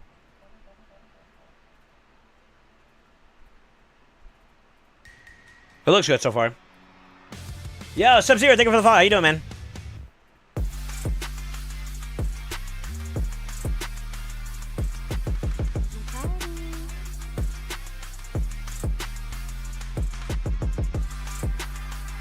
This is a lot better run. Look at that, 400 mil already when we haven't even hit turn 90. Nice. I'm well, thank you. How are you? I'm doing alright. I'm doing alright. I'm Bing chilling. Makage Light Queen watching what's going on. Yeah. This is the only part that sucks. Like, I technically need to wait for some people to get some turns here. Like right there. Now I can start slamming him actually. Which, believe it or not, because we got control already in play, I'm going to check on a brute force him. See if we can get him out of here.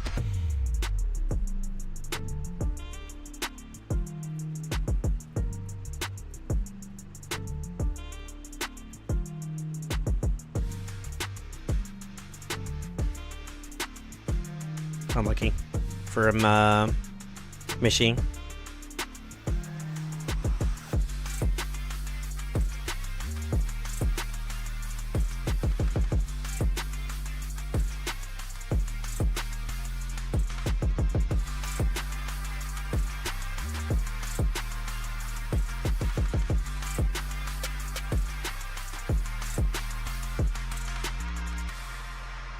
All right, we go.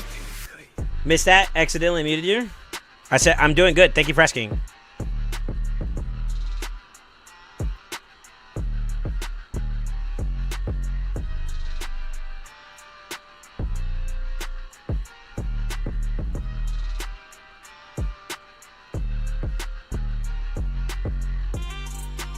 This is not bad. This feels pretty good. If I get down to like close to like 450 before we even hit turn 100, then that's kind of stinky actually. And we just resetted the tournament, which is the second squishiest in this rotation or in the fight overall. It's actually really, really good uptime.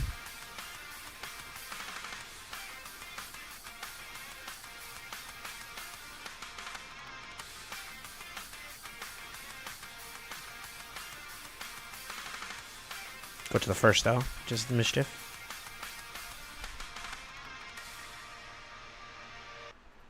Yeah, buddy. I didn't know what the giveaway was, but oh yeah. Well, you'll find out if you're in there.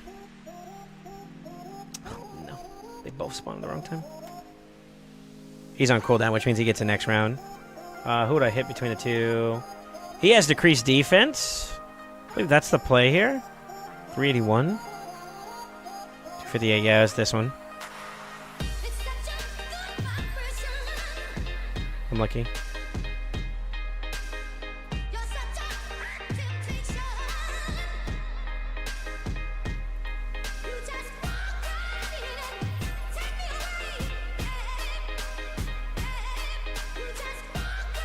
There we go. Now we're chilling.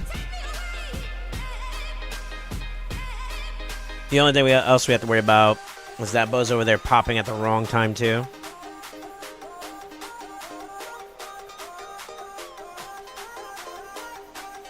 I'm hoping, though, that he's going to cycle back into his kit, though, well enough.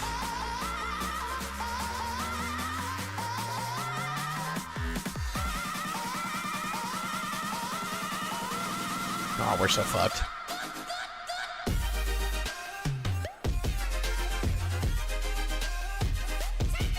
Don't die, don't die, don't die, don't die, don't die, don't die, don't die, don't die. Oh, God.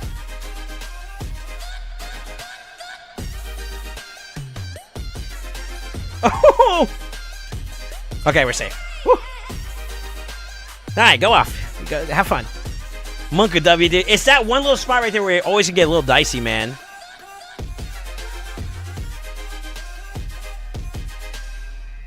We're okay, though. Wait, was I sub even before I followed? I don't know. You can always check your notifications. They tell you typically who hooked you up.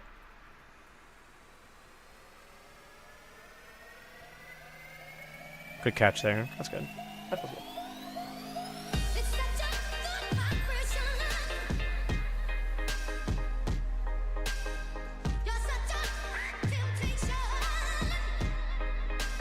Oddly enough, this is actually a good run where I would say we're still over 5 times our damage. Is that what I'm saying?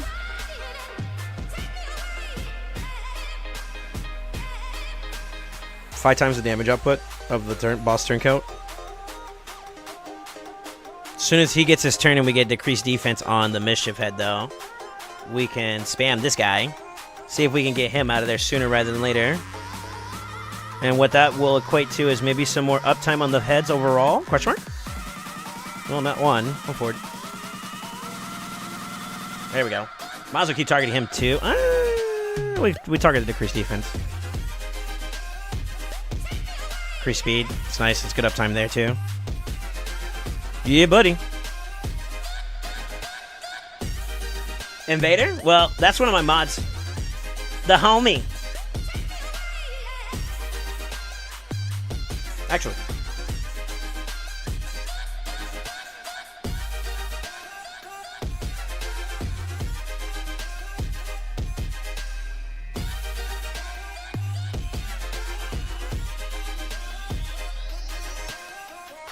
Good A3, that covers that guy.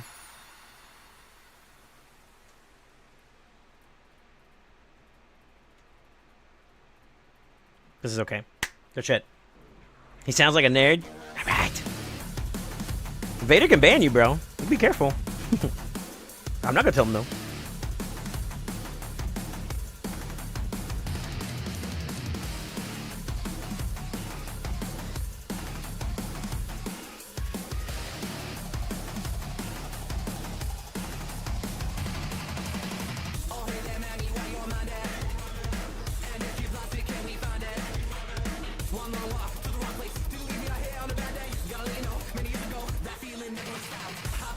Honestly, that's who I would want to target, to be real with you. If we can get him out of it, that'd be dope.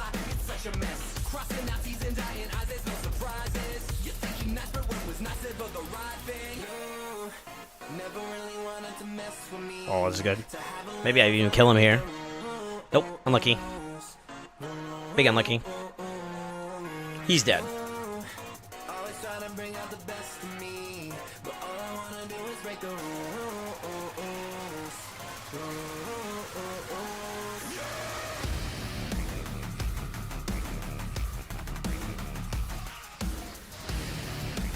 I believe Torment is the squishier between the two, right? For defense purposes, right? Yeah, Torment's the squishiest. Okay.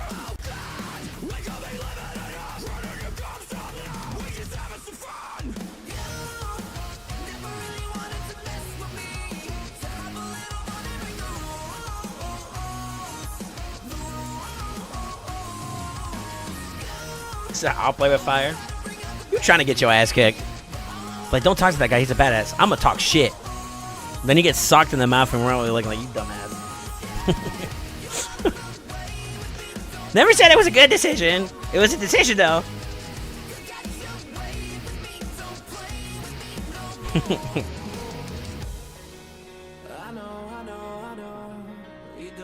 It's good. I kind of wish that he got his turn first and we can tunnel into him like that.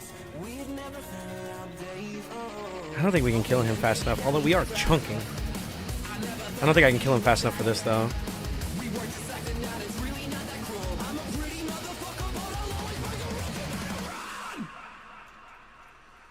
Fuck it. We tunnel.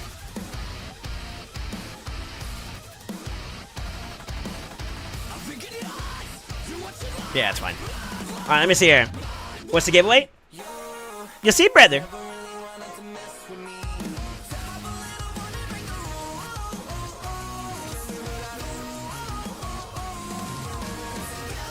Damn, it sucks that we didn't get decrease speed up before then.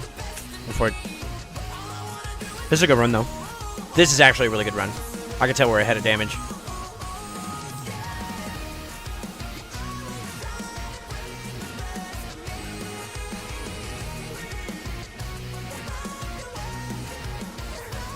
You finally made it a fee calendar? Huh? What do you mean by that? Huh?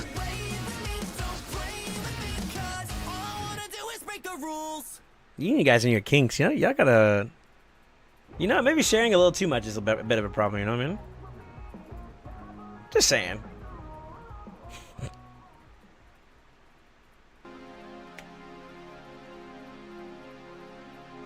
That's good.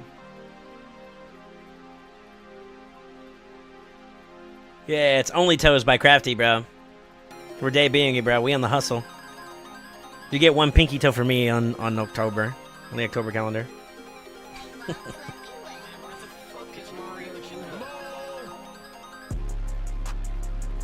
Yo, who over here dropping Pepe lore?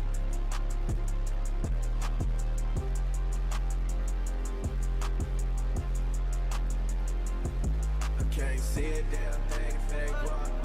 I can't see it, damn thing, fake walk. I can't see it, damn thing, fake walk. I can't see it, damn thing, fake walk.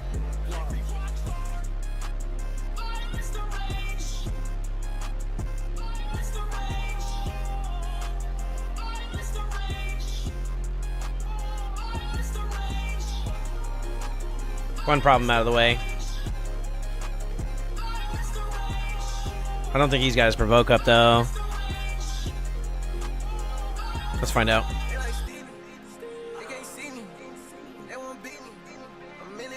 Fuck. I'm gonna go for the kill here. And then of course you get this shit, you motherfucker.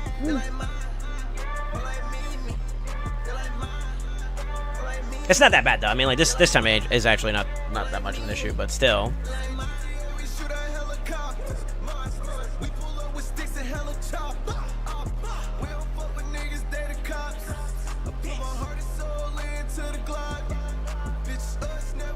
We let this go actually.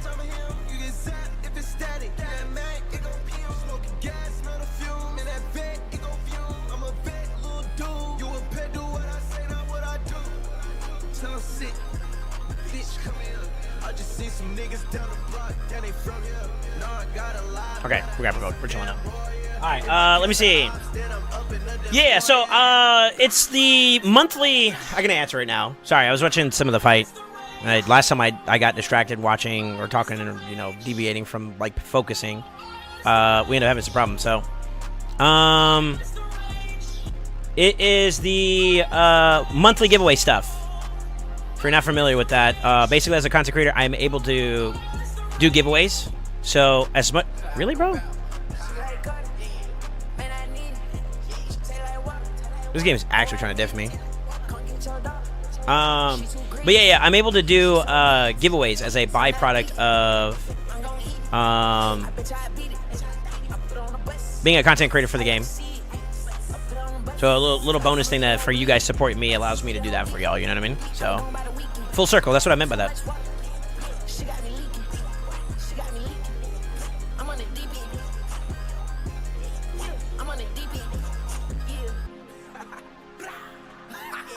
It's a good catch there. You can stay on this though.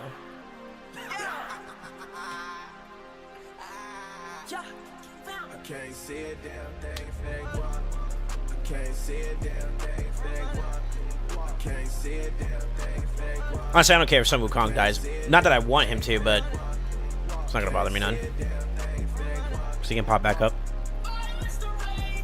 Wouldn't mind him getting a burn on himself since he's yep.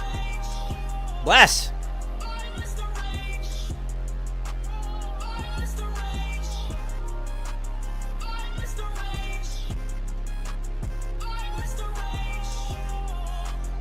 This is good timing too. We're gonna have good uptime on his pop form, or what do they call the thing?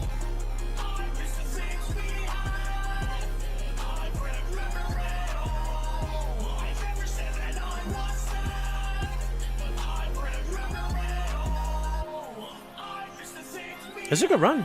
This is actually a good run. Let's go.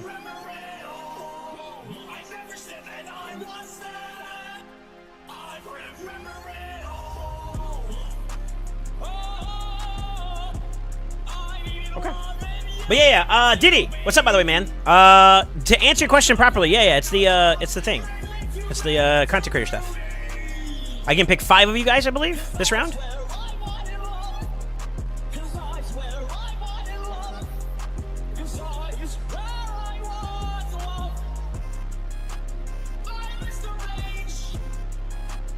Honestly, can we tell this?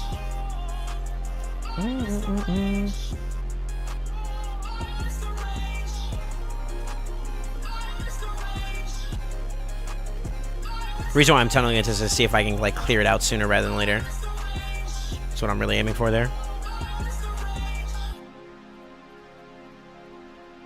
So we do get it too, which is nice.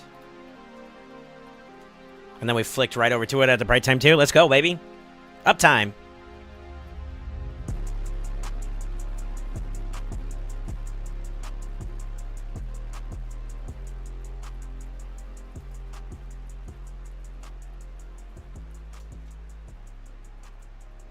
Should I upgrade area bonuses as much as I can in silver now, so go full up until gold, and then should I go next or even out? I'm a quality over quantity kind of guy, if you want my honest opinion. I have benefited more from in my experience, having one particular area upgraded more than the other. Okay, we're in trouble.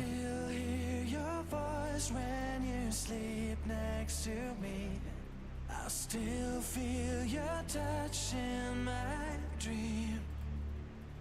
Forgive me my That's really bad, actually. but I don't know why. Without you, it's hard to survive. 'Cause every time we touch, I get this feeling. Every time we kiss, I swear I can fly. Can't you feel my heart beat fast? I want this to last. Need you by my side.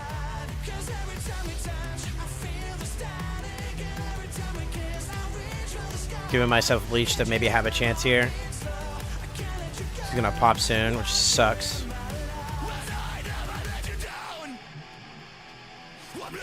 I'm trying to sustain through this. Thankfully, we have mostly block buffs up, or block damage. Sorry.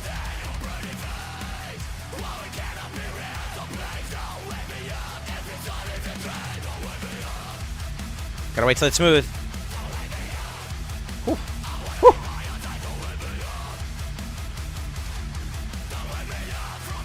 Hell no, I'm not, I refuse to AoE here.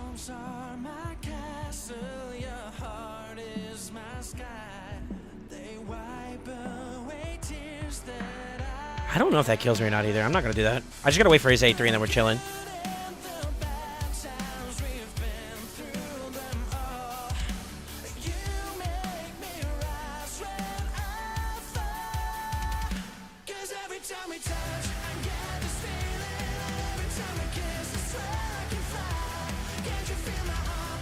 All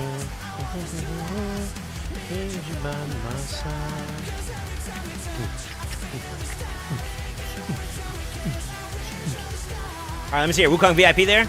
Yeah, so that's where it's like it's kind of nice because like I think a part of it has to do with the fact that I feel like my Mishi might actually on low key be the reason why it's a little bit there's a little hiccup here and there. His build is heavy on the damage side, lower on the output for the actual speed. So heavy output, but the speed range goes down a teeny bit. That's fine. It's great. We can get him out of here. That'd be dope. Nice.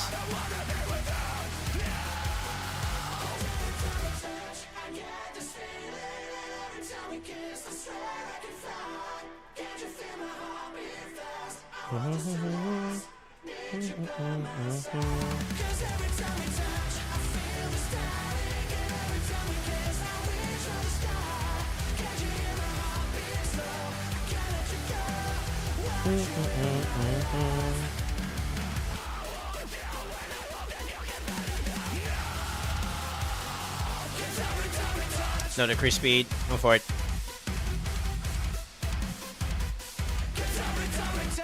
Get it. Maybe I can get some uptime on this just for a little teeny bit.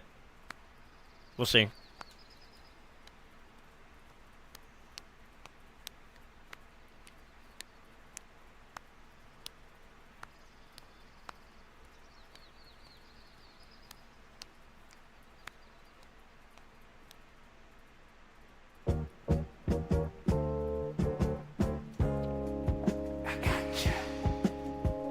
Good. 183 and I'm chilling.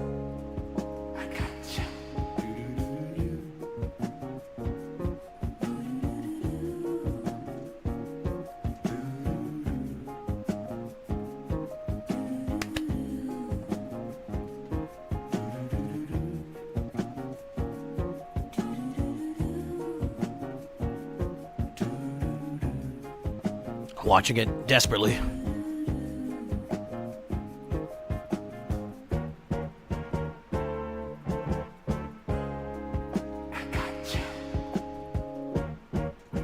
This is kind of weird. I'm aroused and confused at the same time, bro.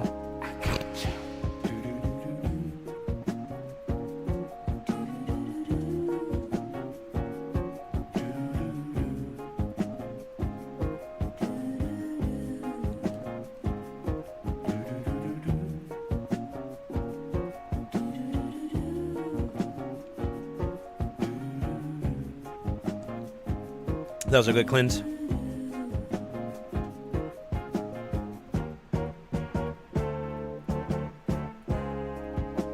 Okay. That clears us of one problem. If I get a block buff here, that'd be huge, but unlucky. Although we still cover most of the damage anyway, so that's fine.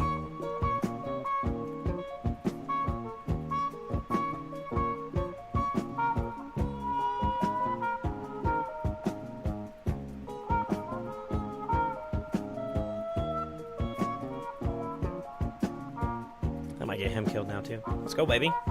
We're getting some really good uptime here. I can't complain.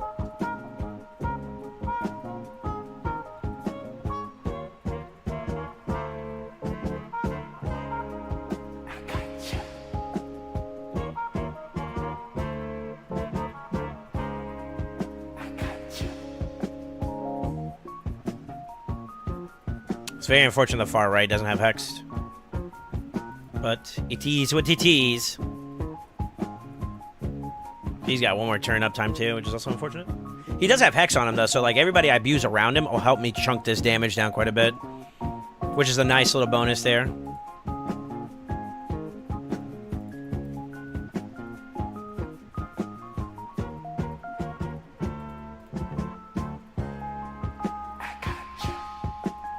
Why is this so weird to hear this in my headphones? I gotcha. What the fuck is this song? Green Flow? What?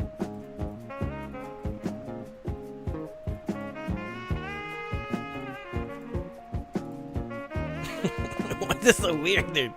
I'm here for it, but like it's weird, bro. God damn it. Yo, M. Luce. See you? And Lusu? I hope I'm saying your name right, sir. Welcome to the stream. Thank you for the follow. How you doing? Yeah, still fine. It's from the Godzilla Kong song? That confuses me even more, bro. What? Like, wait a minute, what?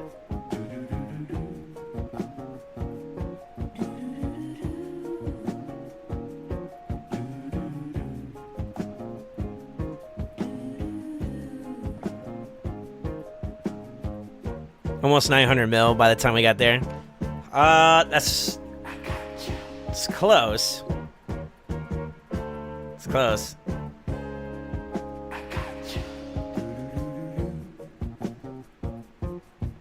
Nice.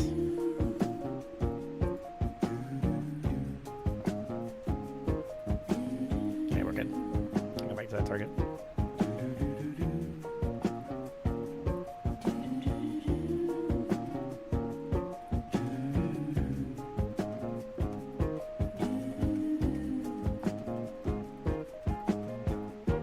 I literally just need to decrease defense and then we're gaming. Although I think he's about to respawn soon, so I guess that kind of is a little unfortunate there. Oh, but we get an ally tech right afterwards? That's huge.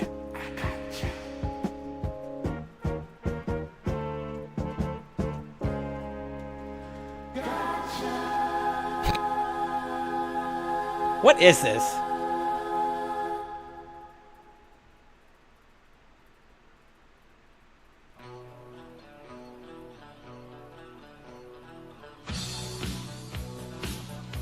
Damn. I was hoping to get that down before then. Go for it. That's okay, though.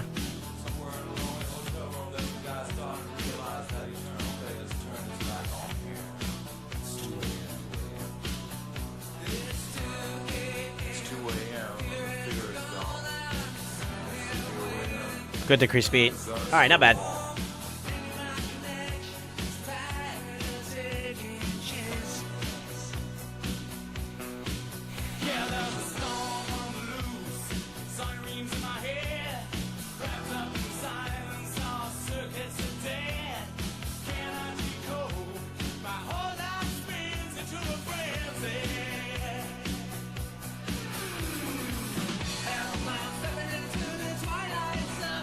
Okay, that weekend was report. Excuse me.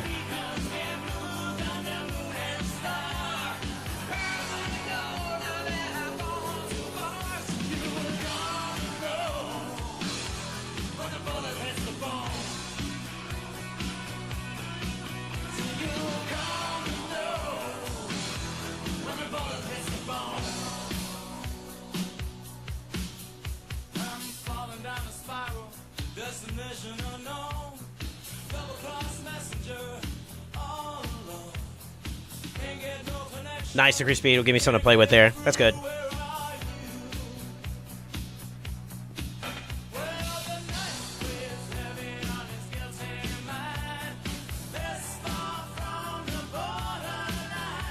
I think no matter what, I don't play the risk here. I think I speed up ahead of him no matter what. Let's see how this goes. I had it anyways. Never mind. We're chilling. Okay, cool. Hell yeah, brother.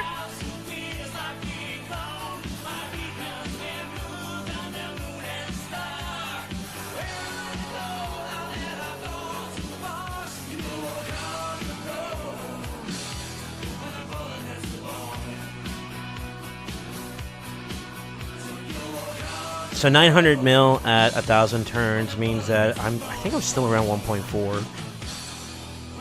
Damn, it's gonna be hard. I don't know if I could beat Zatali right now at the moment. Zatali's my goal right now. He's the one who's kind of top dogged us recently, so I don't know if I'm gonna beat him in terms of like nightmare for nightmare, which is a good thing. I like the competition, but like that motherfucker's strong now. You know what I mean? Sheesh. It's fun though. It's fun though. Ace is winning? Oh, true. Non-cheese. Non-cheese, though. Non-cheese. But technically true. Technically.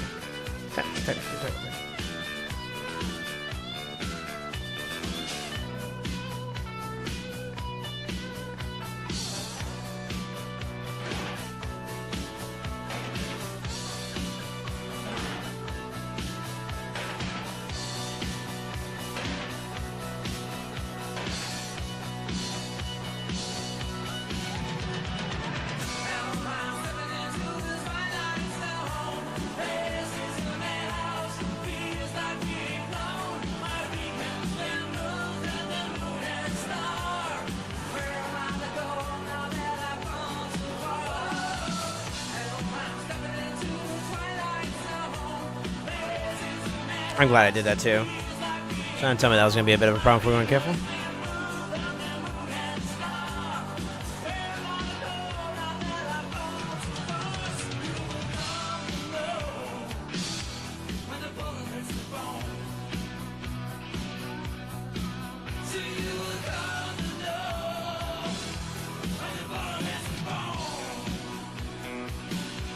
I'm gonna wait for them to get their turn before I can target them.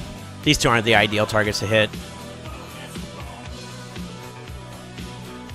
Not that they're bad or anything like that.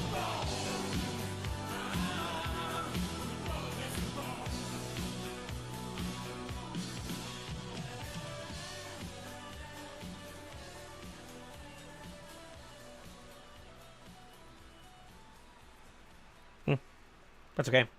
Yeah, I forgot about Ace doing his team. Ooh. How you doing, baby? No, not you. You, the bow-legged one. If I could get to 1.5, I think that'd be pretty solid too. Damn, baby. That sounds sexy. Here I go, here I go, here I go again, girls. What's my weakness? Okay, then chillin', minding my business. You saw I looked around and I couldn't believe this. I swear, I stand, my niece, my witness. The brother had it going on with something kinda wicked. Had to kick it. I'm not shy, so I asked for the dick. Good. No, Great. All I need is an A3, but I think we're like 2 turns behind here, which is bad. That's a weird spawn time for this one. Oh, he goes for the eat anyways. Okay, that's huge actually.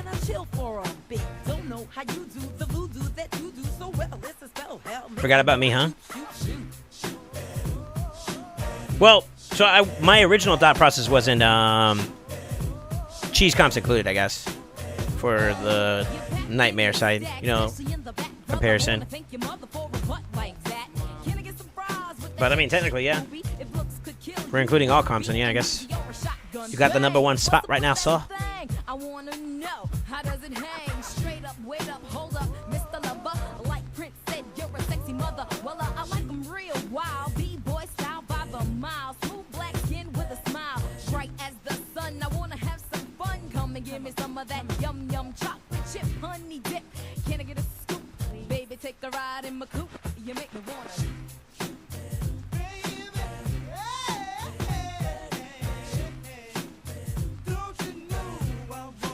So my team's not good enough for you?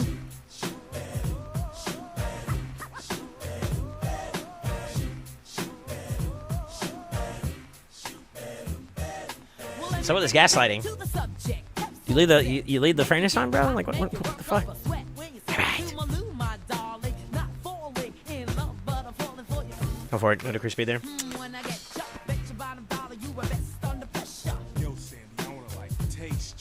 Get your lips wet, cause it's time to have pep. On your mark, get set, go, let me shoot to the next man in a 3-piece suit. I spend all my Oh, now you want to land it when he's about to spawn already. Fucking Chris. I love you in your big jeans. You give me nice dreams. You make me want to scream. Ooh, ooh, I like what you do. When you do what you do, you make me want to shoot. Oh, that was cool. One extra uptime there is actually pretty nice. Oh my goodness. Girl, look at him. He is the cutest brother in here. And he's coming this way. Wasn't this song like a Deadpool song? Or like on the Deadpool movie? I feel like I just imagine like Deadpool like doodling and he's going like this the entire time while he's doodling. Yeah, I think it was in his movie, isn't it? Son of a bitch. So what you want to do? What you want to do? I want to shoot.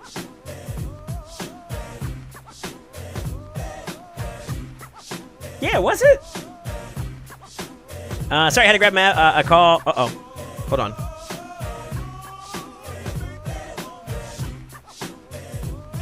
Okay, we're chilling.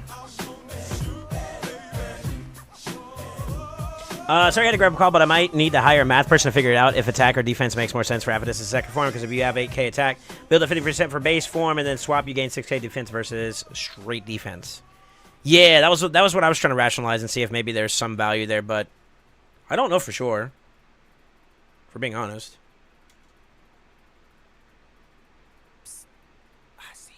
Yeah, I'm not sure.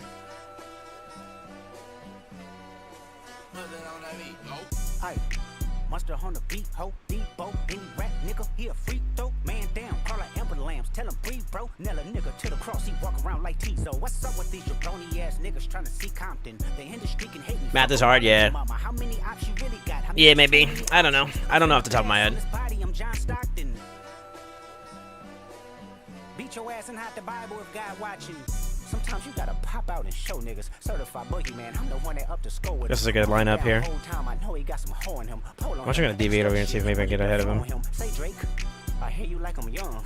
You better not ever go to cell block 1. See if we can get away with this. It's a bit of a gamble here, but I'm gonna try to see if we can get ahead of this. They tell me Chubb's the only one that get your hand-me-downs and party at the party playing with his nose now. Gamble was worth it. Got a weird case, why is he around? Certified lover boys, certified pedophiles. Wop, wop, wop, wop, wop. That fuck 'em up. Wop, wop, wop, wop, wop. I'ma do my stuff. Huge. Trolling like a bitch, ain't you tired? Trying to strike a chord and it's probably A minor. He resisted.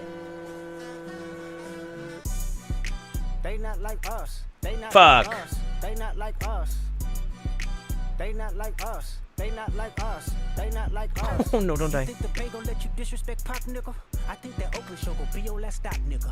They cold foul. I don't know why you still pretending. What is the owl? Bird niggas and bird bitches. Go.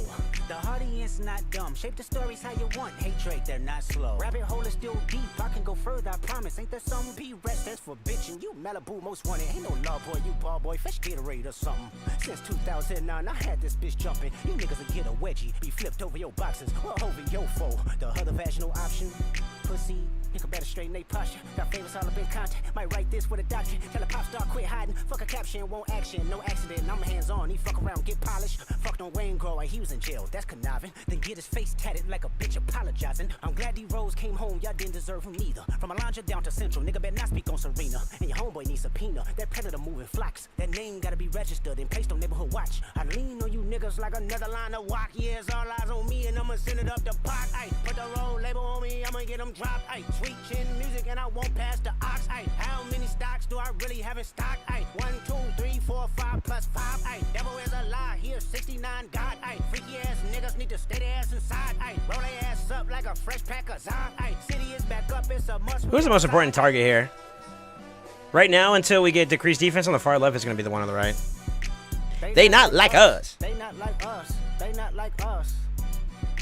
They not like us. They not like us. They not like us.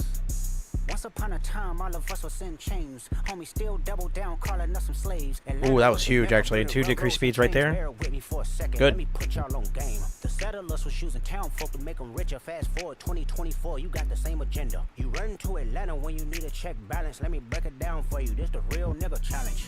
You caught Future when you didn't see the club. Hey, what? Little baby help you get your lingo up. What? 21 get your false street cred. Thug makes you feel like you a slime in your head. Hey, what? Quavo said you can be from Northside. What? 2 Chainz say you good, but he lied. You run to Atlanta when you need a few dollars. No, you not a colleague, you a fucking colonizer. The family matter and the truth of the matter. Here was God's plan to show y'all the liar. He a fan, he a fan, he a fan. He a fan, he a fan, he a freaky ass nigga. He a 69 God. Just in case there's a problem here. Hey, hey, hey, hey, run for your life. Hey, hey, hey, hey, run for your life. Freaky ass nigga, he a 69 God. Freaky ass 2 decreased speeds. I think that might give me enough of an opportunity here to get Somu Kong in play. We'll see.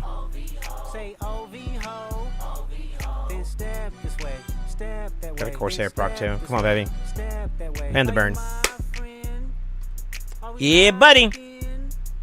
Then step this way, step that way, then step this way, step that way. Fuck. That's alright. Actually, you know what? Dunk on this guy. Yeah, just kill him. What the fuck? What am I thinking? Those little hiccups, man, they're kind of weird, man. And I think the only thing I could think of is like when Mischief hits somebody to reduce his turn meter and shit. That's the only thing I could think of that disrupts like the flow of the way I'm projecting these guys to kind of, you know, land their shit and whatnot. Stun on me, you get exposed. I don't wanna pick, then I buy bold. Doesn't go plat, it'll go gold. Keep it up front, now Hold up. tiptoe. I'll be at the house trying to lay low. Ducking and dodging. It's not hard or nightmare. This is nightmare. Yeah. 310. Thinking about how I'm so thankful. Some part songs I don't make those. Look at that car I paid for. Look at my life, I'm grateful. Hating on me, that's hateful. You know I hear what I aim for. Talking about risks, I take those. Then get air, be careful. Talking about risk, I take those. Millionaire still ride with the Draco. Court side of the game, triple trying got my name on it. That's how a typical day goes. I just left Nigeria, Lagos. I just met Kanye. Wait, let me. I feel like I need to make sure this guy gets locked down, or else this is gonna go south very, very quickly.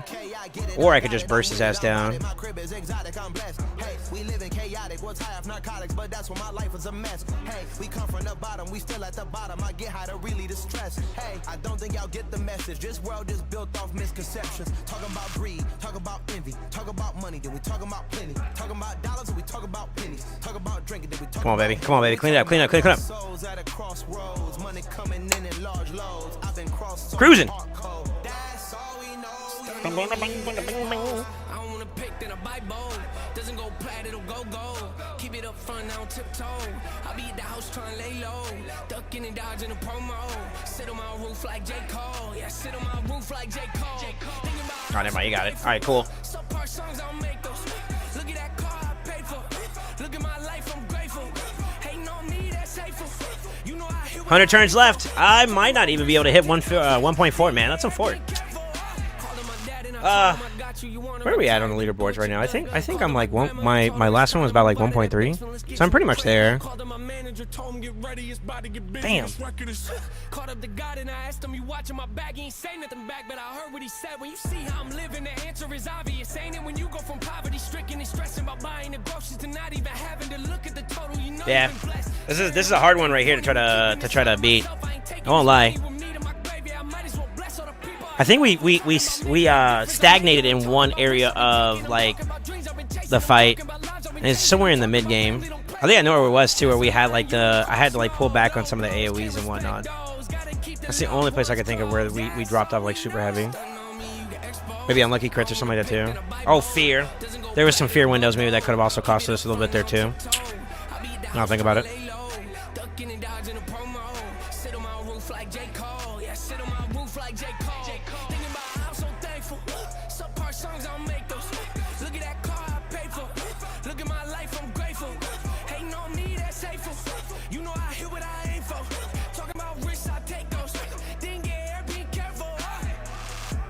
Ouch. Actually, this is the better target.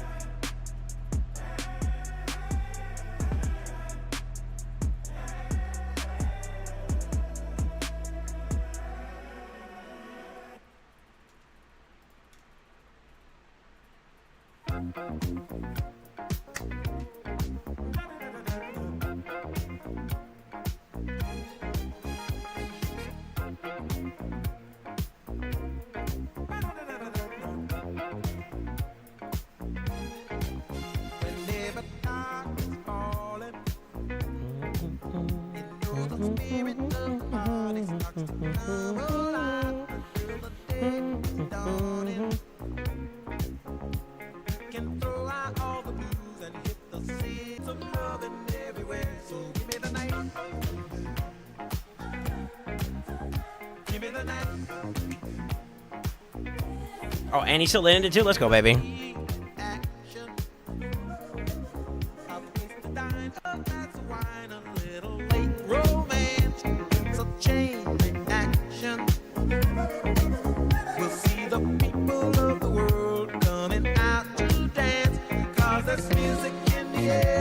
Come on, finish strong, team. So give me the night.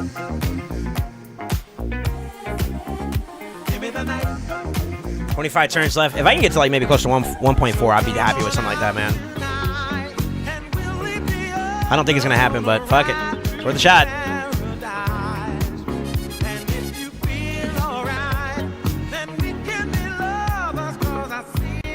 We're gonna manualize a little bit.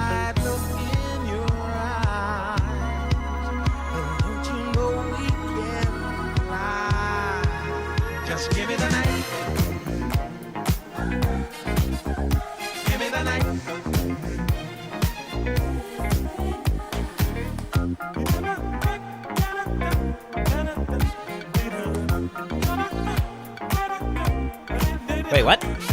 I triggered that one. Oh my god. I'm eating!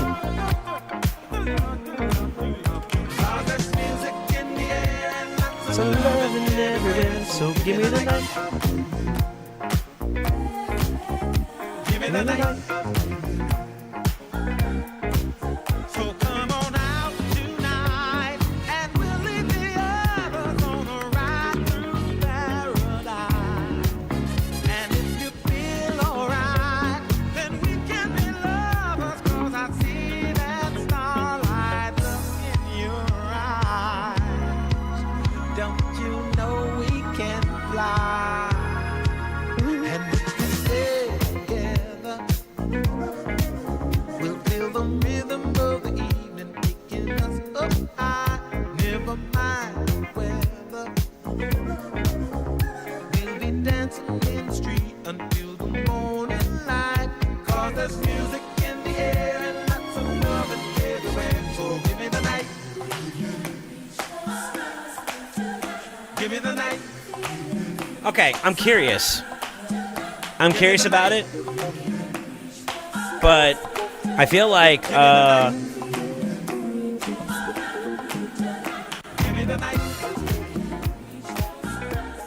so although Razzlevark had a lower performing key, the team as a whole did more, which is odd.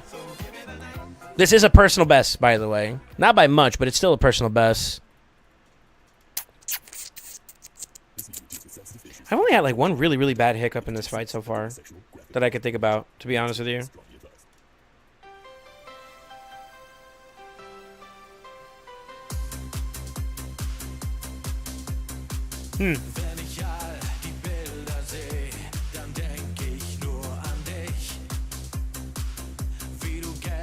To be fair, I'm early game compared to you. Wait, what? Primo playing chess over here. Nice one, Trash Key, Kappa. Shut up, Goon. Free regroup. No, I think this is a lock-in. But I'm trying to figure out how else can I improve a team like this, to be honest with you guys.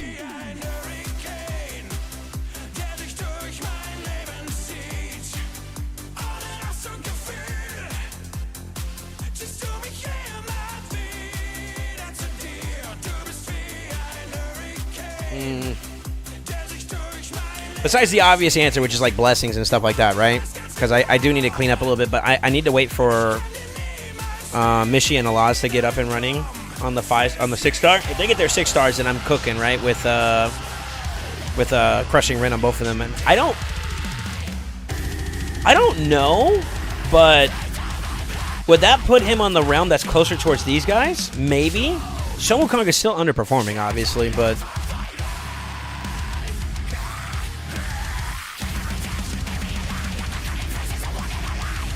this is good. This feels good. It's here.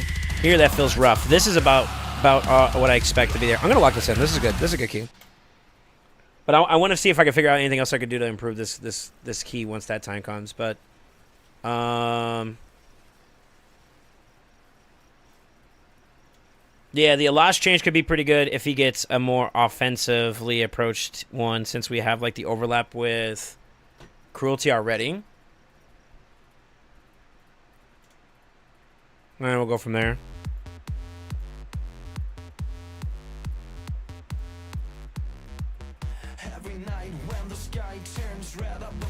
That's all done too. Well, still PB. I'll take a victory. Victory pool.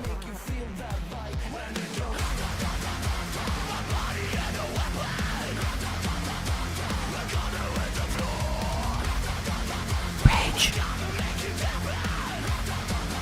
Victory pool. Rage. Imagine I get him.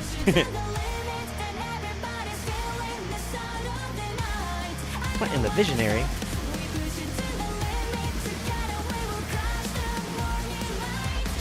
That would add to it. Wait. That team, what is that team heavy on? Skinwalkers is already done, so those two are good. Alaz doesn't benefit from Faction Guardians because there's no mythic Faction Guardians.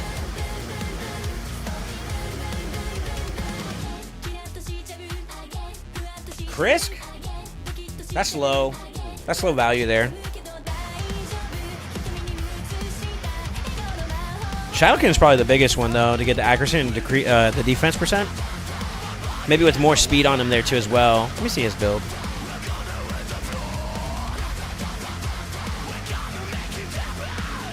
I did drop him. I did drop him a little bit in favor of some other rebuilds recently. So I could try to push his defense back up a bit.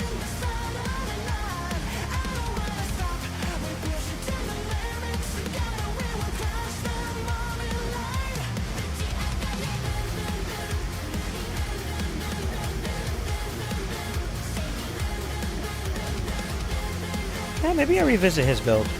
That might not be a bad idea.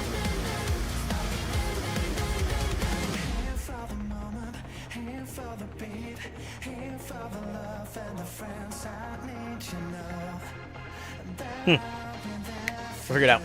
What's up, Vidal? Pulled Mishinaki, Rotos, and Mashala today within 50 Ancients. It was a great day. Sure. Gains. Seeing that Corvus could solo Dragon Hard 9, I was curious what stats you think I need to hit to be able to do it without Defiant set. A lot. He needs to be tanky. He needs to be resistant. Regen, obviously. That's a haul, right? Good thing he kept pulling. Yeah. What else, sneaking? Yeah, we could probably touch up Mishinaki a little bit. I may need to reevaluate how I have him built and see if we can find some extra sauce there. I still am due to do a big pull, a big set for my lethal. I haven't crafted that yet. When the time comes to do it, I'll see if I can get some extra pieces for him on some spots, because like this is kind of mediocre. The boots are pretty good.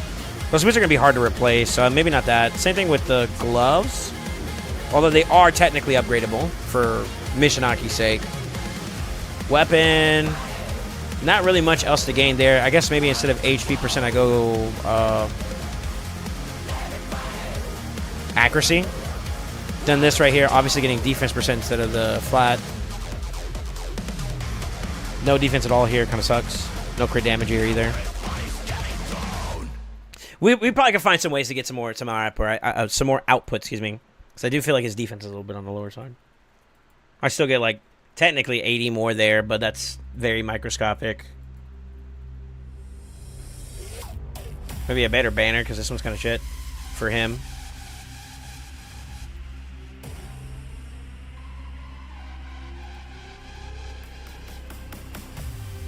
$500 more would be nice, but I lose too much accuracy.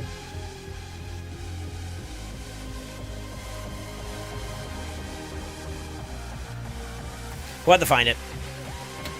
No other way to say it. We'll have to find it. But yeah, that could be an interesting way to maybe try to bring up some more damage output from there. I feel like I'm kind of hitting a wall though with the team at the moment. I am hitting a wall, and I got to figure out how to overcome it. I can only imagine what the boys that are able to do, like 2 Bill and stuff like that, are able to do. It's nuts. There's some monsters up there that are doing some crazy damage. Oh, obviously, like I think at this point too, I'd rather invest more in terms of damage towards the 2 big powerhouses, which is like Mishinaki and Razzle. I would be willing to drop Sun Wukong. Drop Sun Wukong in favor of like maybe a Feral. Even although I do love my Sun Wukong's build. And that might net me more damage in the fear sections that I lost them. I think that's probably where I lost a lot of output there. Was that like unlucky fears and whatnot. Even after tunneling into them a couple times just to make sure I had like a win, you know? Champ pull diff. Blessing diff. Blessing diff. Definitely a blessing diff.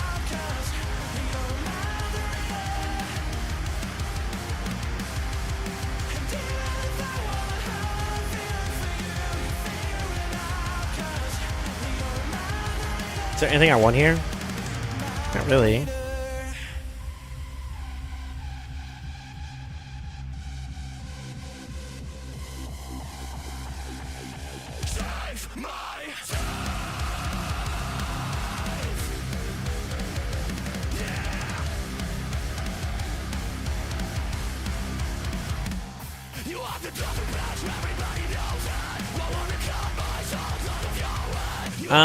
So I did a bit of research. The only champ I can find that does weaken and increase defense is Androck, and he does that on 2 different forms, yeah. I think if anything, I would probably just stick him in the second form and try to see if I can put some output that way and go from there.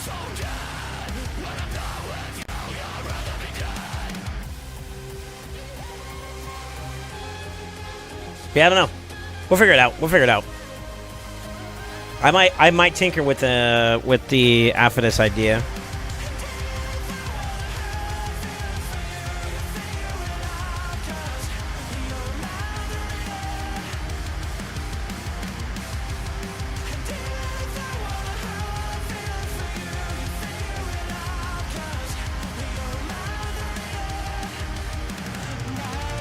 You're such a good nerd. Cool. Yeah, wait, this time. That's fucked up.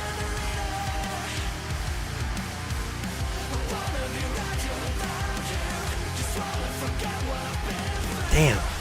Alright, Gover, you here? I feel like Gover probably was like, yo, I done pulled my damn, so you took too damn long.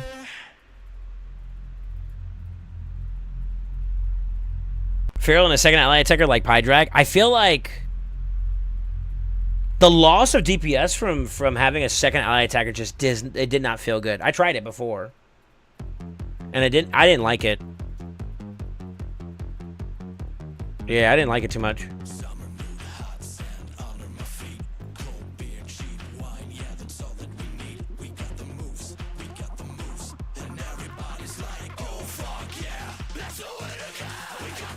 I feel like Feral would probably be like a big play there.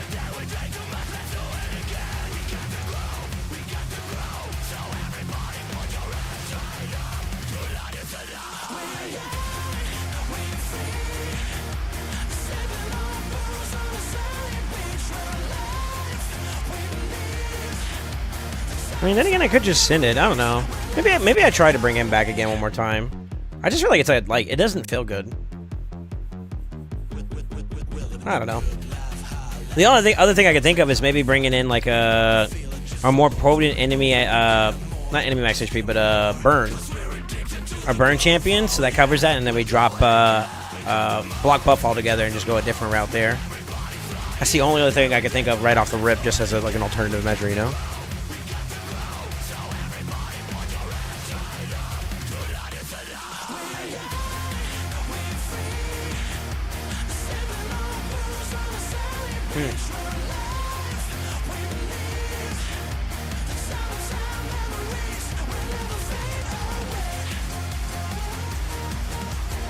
I'll have to revisit it. I'm not sure what else I can do. I'm gonna have to spitball some ideas. But yeah, Fortune, are you still here, sir? Let me message him. He was waiting on me. I feel bad now.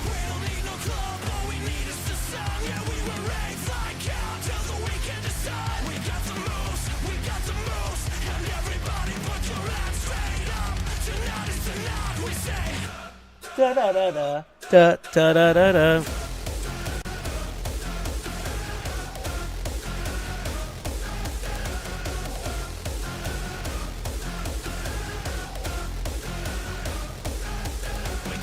I'm here. I wasn't pulling today, though.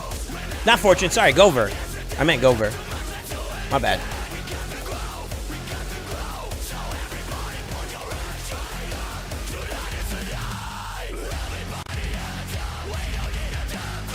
I'll wait for him to pop up picking the string. I think he just responded, so. Yeah, if he's got time, I'll pull for him.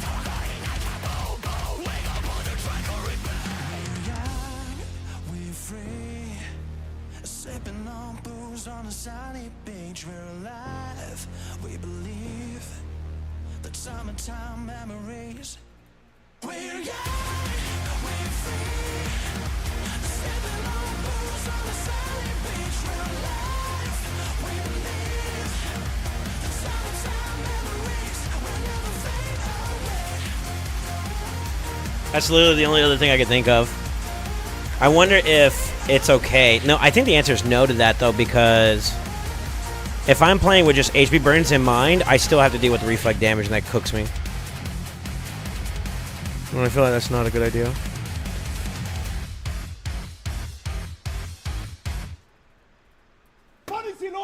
Verpisst euch, ihr Lappen! Yeah, I don't know.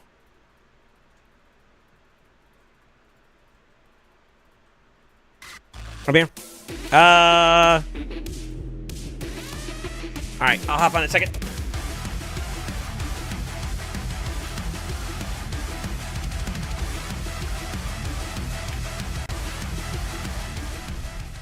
Your details are still pinned, right?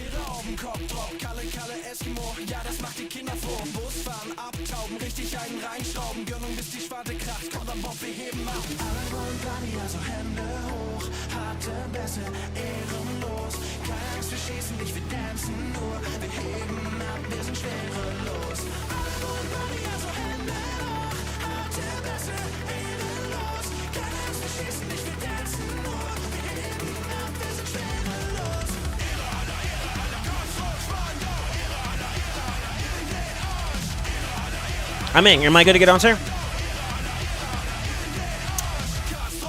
thought I was going to be able to pump out a little bit more damage than that, to be honest with you guys. Getting stuck at 1.35 is unfortunate. It's not bad, but it's still unfortunate, you know what I mean? Good, yes, okay. It's not bad. Not a bad run, but definitely could be better.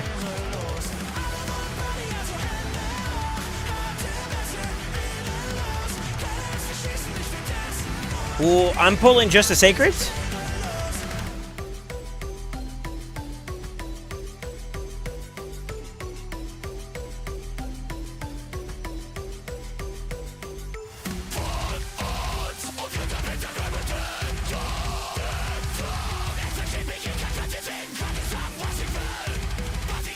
For now?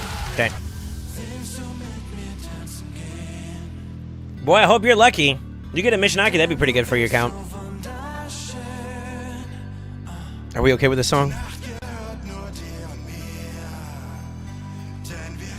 Music video is kind of creepy. I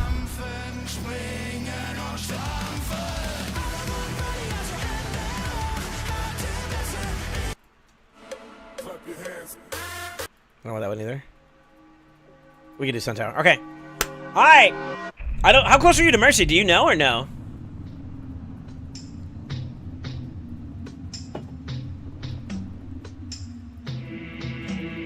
You're 16 in. It's possible. All right, here we go. 3, 2, 1. Page. Grimskin.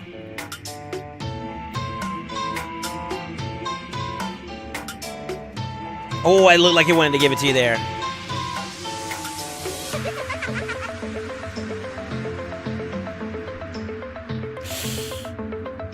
Well, I mean, you do have Geo in there. Did you actually want a Geo or like no? That was just a throwaway. That's a definite no. Well, +4.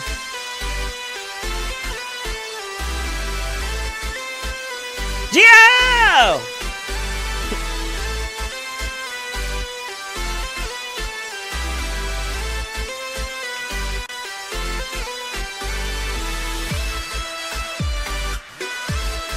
Okay, never mind. I'm sorry, no yellow. Sorry, no yellow, man. I'm for it. I'm for it. Yo, Exclamation Nights. Everybody, let me turn down my music a little bit. One last time, Exclamation Nights. I'm gonna go ahead and pick our winner here in just a moment. Matter of fact, we will do it on top of the hour, or top of the minute, sorry. So you guys got about 20 seconds, and I'm gonna go ahead and close up shop and pick some winners. I'm gonna pick 5 lucky bozos. And we will try to set up. Why am I getting a notification from DoorDash?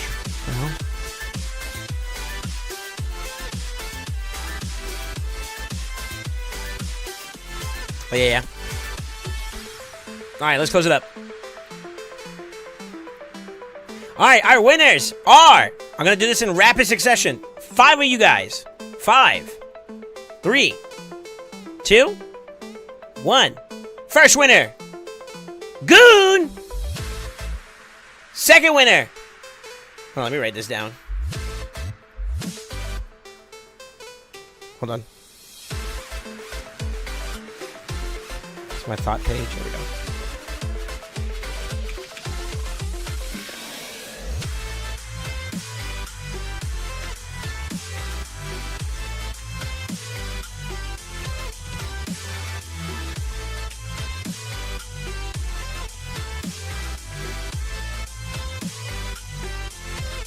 Second, Sub-Zero.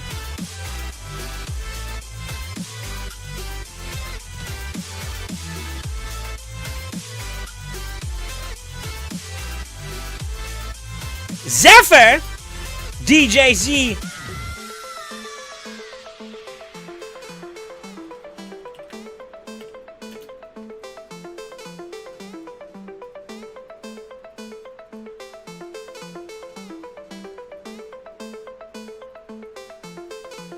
Type 1 in chat if you're here right now.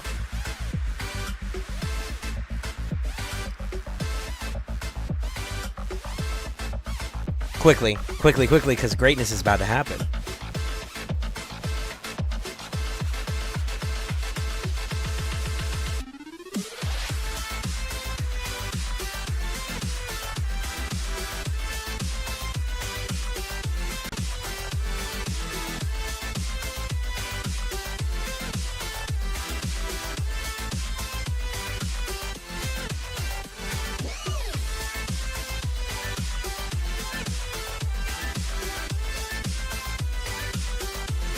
Well, I'm not winning. No. You could. Wait. Like, Crafted, there's no way you got the Exalted Curse, bro. That's all I'm going to say. There's no way. Oh, God. Oh, that's so hard. Yo, we never done a lapped race. Yo, should we?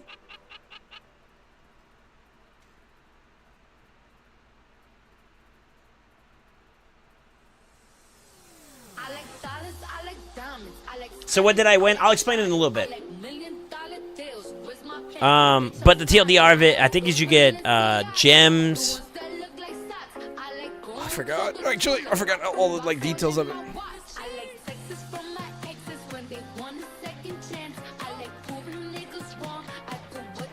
For June giveaways by the 25th. We are in June, right?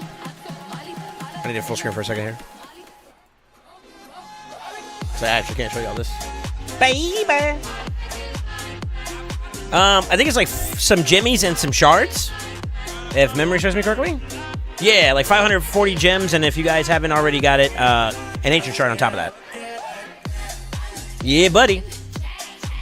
Those 4 winners so far, I need you guys to send me a DM on Discord. Or sorry, 3 winners. It's Goon, Sub-Zero, and Zephyr. You 3 need to send me a DM on Discord with your UMID number. If you don't know how to do that, let me know, and we'll try to explain it to you once I get done picking the last 2 winners. We are gonna Marbies. I have it. I have the thing on the side here. Yeah. Let's do one. I want to try one out and see how this feels. Is that cool? The saber. What's the coolest one here? That's too simple. That looks like cancer, especially right here at the intersect. That's too simple. I can't tell.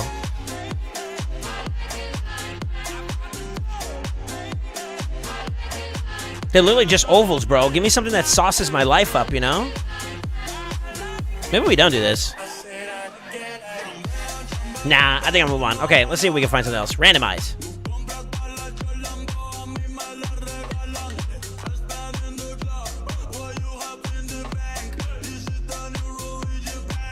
A CB takeover? No, it's not a CB takeover.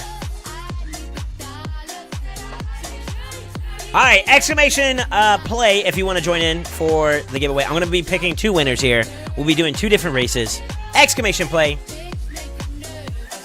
I'm going to jump in there too.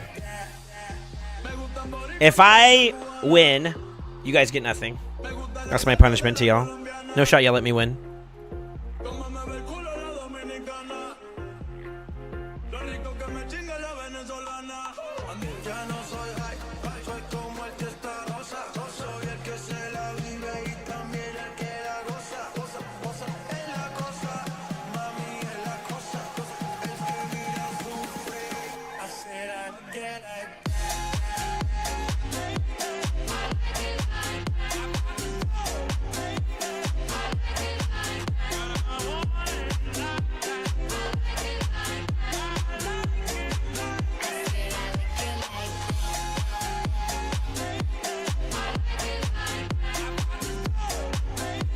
I'm commenting. I'm responding to comments on YouTube, by the way, on the new video. Yeah, makes it look so crafty for the assist on that.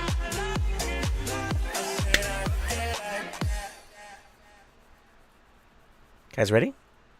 So have we given enough time? You know what's kind of awkward? I'm so used to, like, on the top left screen when I played Marbies, the subathon timer, and I use that as my reference. So it's awkward not having it. I'm going to use my stream timer over here on the bottom left. I'm going to give this about 20, 30 more seconds, and then we'll go from there. All right, let me see here. I guess we can win twice. No. Only one at a time. If you join in and you're a winner already on the 3, you guys are excluded from it, but you can join in just for the fun. It's fine. Let me see here. Chupapim. Wait, what? Responding to Crushing Ren and Cold Heart Nodders? All right. Nah, nobody commented yet on that. Thank the Lord. That's a different video, though. Douche. Are y'all ready? I think it's time. 10, 9, 8, 7, 6, 5, 4, 3. Is that a pig? 2, 1. And away we go! First one off of... Oh my god, this is colorful. We're on Reading Rainbow. Get a book. First one coming out looks like it's going to be Sneakin', followed by 2 Geeked, with Mr. Guardia right behind him shortly afterwards. Looks like we're going down the drippy drip here. The little tonguey tongue. I don't know what we're going to call that. Monka W. And JoJo says, I'm skipping that platform. We're going to keep it moving along. He hit the green snowboard of destiny. Soul Saint right behind him. Crafty Crab over here trying to see if he can catch a little hit on Soul Saint. He wants these cheeks. But Punch Stream says, I'm going to go ahead. Or Punch Steam, excuse me. Kind of got ahead here going into the first dip of the day. Let's see who's going to come out of the hole here. JoJo with a surprise return. Looks like Punch just says he wants his vengeance. He's right behind him. We're going over these big old bumps, dude. Don't watch it. Watch your Nalgas. Oh, this is actually very, very close. A lot of people tied up right now. Oh, but 2 Geeks said I'm in there. That was actually the debate. Invader with the follow-up. Imagine Invader wins, lol. 2 Geeked, drop it down into it. First one in, into this pot. Let's see which side he's going to come into. It looks like he's going to be leaning towards the right, with Invader going straight down the middle. Think the middle has the advantage here currently. Although, Soul Saint coming out in the lead. The goat! Look at the goat! Yo, Invader said, hold my balls. Wait, hold on. There's some dips here, some little pins, some rivets. You got to watch out here. If you get caught up, you end up getting shot out to the infinity and beyond. Looks like Guitarni, 2 Geek, JoJo, and Squid shortly behind. Man, this is gonna be very interesting. Looks like we got a big lead by the Mod Squad here. Meanwhile, Crafty. Oh, look at this. We're gonna drop down here. Looks like Soul Saint. Y'all are not letting me win. Surely not. Currently in the lead here. Got a big advantage on everybody. Invader shortly behind. Who's number 3? Looks like the number 3 right now is Guitarni. Oh, but Invader died! You guys are depressing me. Surely one of you guys just yeet yourself to a victory, right? Surely. Guys? Guys? All right. Gover!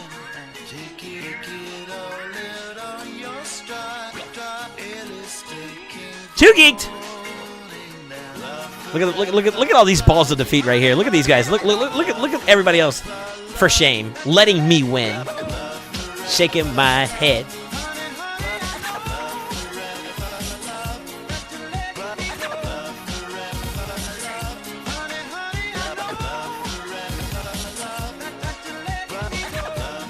You guys over here holding hands or something? What do you got going on? Sicarius and Elite. Ooh, I caught y'all kissing under a tree. Sneaking was being a pervert watching though.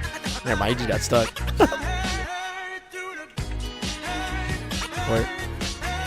Sneaking died. Wait a minute, I just left you. What the fuck?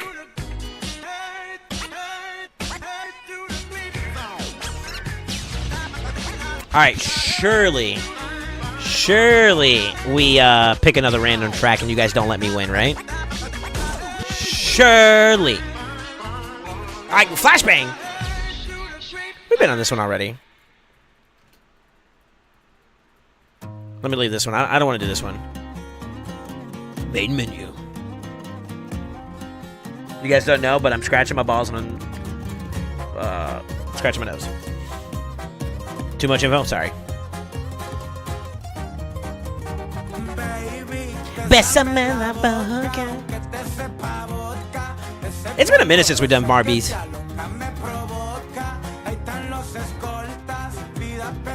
Okay, I like this one. This one looks good. All right, jump in. Exclamation play. We go until somebody besides me wins, obviously. And non 3 winners. These guys are excluded from this, but they can jump in if you want to.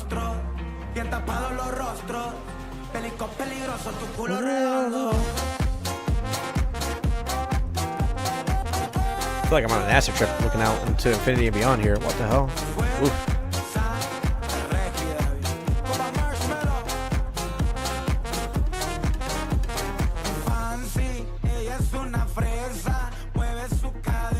Just gonna keep bringing it until the end stream. If I don't give you guys if I don't pick people here today, then y'all ain't getting the rewards. Honestly, I have until the 25th to finish this up, so you know what I mean. Today, I planned for it today, especially since you guys were watching me do YouTube video recordings. I felt bad. I was like, you know what? If I'm gonna do that, I gotta make it up for you guys. You know, that's my copium at least. I don't know. Yo, exclamation play. We're gonna get started here in just a couple moments. I'll give us like 20 more seconds, then we're gonna go ahead and queue in. And this is why you should always be watching the homie Soul Sing, man. I'm always breaking bread with the brethren. Just saying. Just saying. All right, boys, let's get this started. 10, 9, 8, 7, 6, 5, 4, 3, 2, 1. Go! Let's see who's going to be our first gains for today. Looks like number 1's going to be JoJo? No, Crafty with the zoomy zooms. Looks like Doss is also ahead of him here. Let's see which way we're going to go. Doss with Crafty Crab right behind, but Soulsate the GOAT is on his way. Crafty with Soulsate. Hey, stop touching my cheeks. Doss in the lead. This is a tight one. That's what she said. Doss with the current lead advantage. I don't know where I'm going. I'm struggling. Bad camera angle. Vato and Crafty. Crafty hit a wall. Oh! Oh, the loop-de-loop! Oh, yo, what the fuck? Vato and Lee with the lead def shortly behind him. Crafty Crab trying to get his way through. Holy moly. Yo, this is a really cool map. Vato and Elite definitely seem to be the ones that are closest towards the front there. 2 geeks shortly behind on the left, and it looks like we have Crafty Crab on the right. The GOAT. Let's see who else is going to be winners here. This is actually a tight race. I can't tell who's going to win. Oh, Vato. No. Yep, Vato currently in the running here. Elite Def, huge momentum. And the winner says... Elite Death! Wait, where do we go? Oh, we're in the air. We're in the air. What is this? What is this? There's more to the map. Oh my god. There's more to the map. Yo. Oh, but they're stuck. Is anybody going through? I just saw somebody fall off, I think. The GOAT! No shot you're going to let me win again. No shot you're going to let me win again.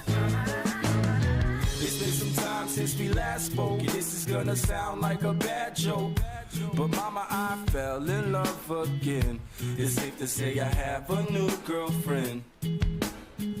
And I know it sounds so old, but Cupid got me in a chokehold. And I'm afraid I might give in. Towels on the mat, my white flag is waving.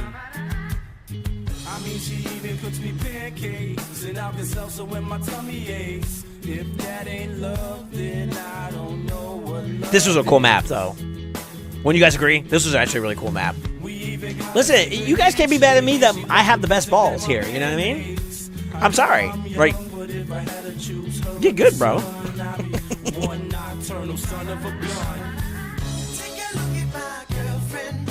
What the hell? Holy tubes. Let's do this one. I'm down. I'm down. What the fuck? Alright, exclamation play. I'm going to keep going until we get somebody. Also, you guys get to enjoy some extra Marbies. Why not? Why not? You are very versed in playing with your balls. What? Turn off that panda. Hey, yo, chill.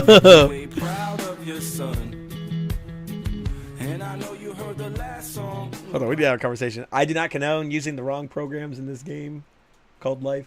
I can tell by the way she says my name. Let's get this one. All right, here we go. You can fix my Fire Night team for that robbery. You gotta win. Stop losing. I got Friends on the other side. All right, y'all ready?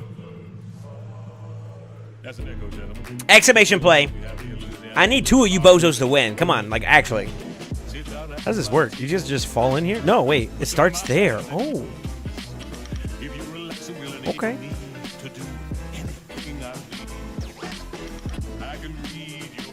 Oh, I like the side angle. Okay. All right, here we go. So saying using hacks. Exclamation play. How many times am I going to be top 5? All right, let's do it. Let's do it. 10, 9, 8, 7, 6, 5, 4, 3, 2, and away we go. Oh, they're actually on the inside. Oh, shit. Yo, JoJo with the slip and slide all the way on the far left here. Looks like he might be the first one out. No, Crafty's coming in with the vengeance. He's slamming his balls down them tubes. Wait, hold up. Consensually, of course. Looks like JoJo and Crafty are the first ones to land here. What kind of difference are we making, though? Looks like we got some momentum deficits right here. However, Crafty, first one to drop in. Looks like he's going to get some momentum. Finally going down this rigged slope. There are some spots here that can be very dangerous if you're not careful. Looks like he's kind of juking and shooting through them. JoJo finally behind him. Elite Def in third. Our first wraparound. Looks like everybody else is finally getting down here. As looks like Crafty's the one who's maintaining lead. Is he a believer? Exclamation boost if you are a believer. No, he's not! JoJo with a little bit of a slight edge here. Looks like he's able to bust through the chimes here, but Crafty Crab is on his tail. That's really, really close. Elite Def in third. Invader in fourth. Everybody else trailing behind. Let's see. Let's pick a random number. Number 8. Where are we at? It's me, the GOAT! All right, let me not actually do that because that's trigger. That's a trigger ball right there for everybody right now. JoJo kind of good lead. Crafty's really behind. Where's JoJo at? Oh, JoJo got diffed. JoJo got diffed by the Wall of Destiny. Crafty Crab with the loop. Crafty Crab with the loop. What the heck is Vato doing down there? Vato going his own way. Wait, actually, look at this. Yo, he's zooming. Vato with the lead. Oh, no. Uh-oh. Oh, no! Wait, is this Techies? Nope, dead. Invader. Crafty, JoJo, really, really tied up here. No, JoJo. Oh, I thought he fell off. There's a sphere here. It's a ball. It's ballception. Balls and balls. Wait, Invader. Is Invader gonna win? No way. No way. No way. The winner is Invader. JoJo has a close second. Crafty Crab is the third. Viral is number 4. Let's see who's gonna top out in top 10. Gong. Or Goon, sorry. The GOAT coming around the corner on his own time frame. Number 6. Number 7 is Elite Def. Number 8 is Ace. Number 9 is Sneakin'. Looks like iCuriosity is going to make it out as our roundabout number 10. About to got yeeted. He got diff before the big balls, bro.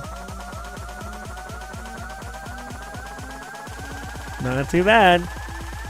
Not too bad. Well, Invader, you don't play this game, so how do we do this? What do? I didn't even play Raid. Now what, mate?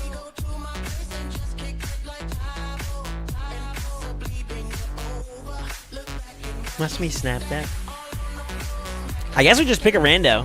Invader was also another ghost demon in the queues, bro. You think second?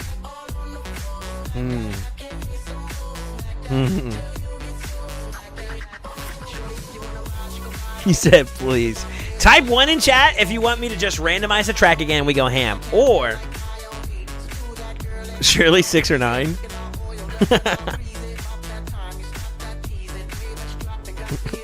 Poor JoJo. JoJo said, please. Okay, here's the thing, though, right? I think we have to do another check to stay on pace, JoJo. And I know this sucks for you because you're number 2 right now. Because me and Invader, if we win, what we've been doing so far has been re-rolling the map, not picking number 2. So if I did that for you, I'd have to do it for the others, and that's not fair because I don't remember. So I think we have to do a new map, bro. Yo, I can tell Judge just like, man, fuck this. He's punching air right now, man. Fuck. Sorry, Jojo. We're gonna re-roll the track. Y'all can't be letting me and Invader win, bro. Ooh. Enemy at the gates. Yo, we got a little cinematic entrance too. What the fuck? Yo, this is lit. You still got a chance to win, though. Just saying. He said haters. All right, exclamation play. Get your butts in here. Yeah, we have to let it be a legitimate winner. It can't be me, it can't be Invader, and it can't be any of these three bozos on this list. At this point, we're only playing just so that we can see more marbles. Honestly.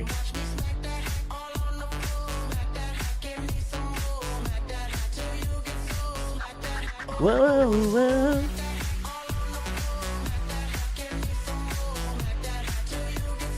Actually, you want to know someone who I'm low-key rooting for because he was like super depresso about it? Is this bozo right here? I feel so bad for him. He's like, I never win. Him and who else? Well, Exalta's been winning a little bit more. I would say winning, but he's been surviving more. But he also be going through it too. He's not even in this queue. Yo, exclamation play! Get your butts in here. I hate marbles. Oh, I'm having so much fun right now, though, bro. Content.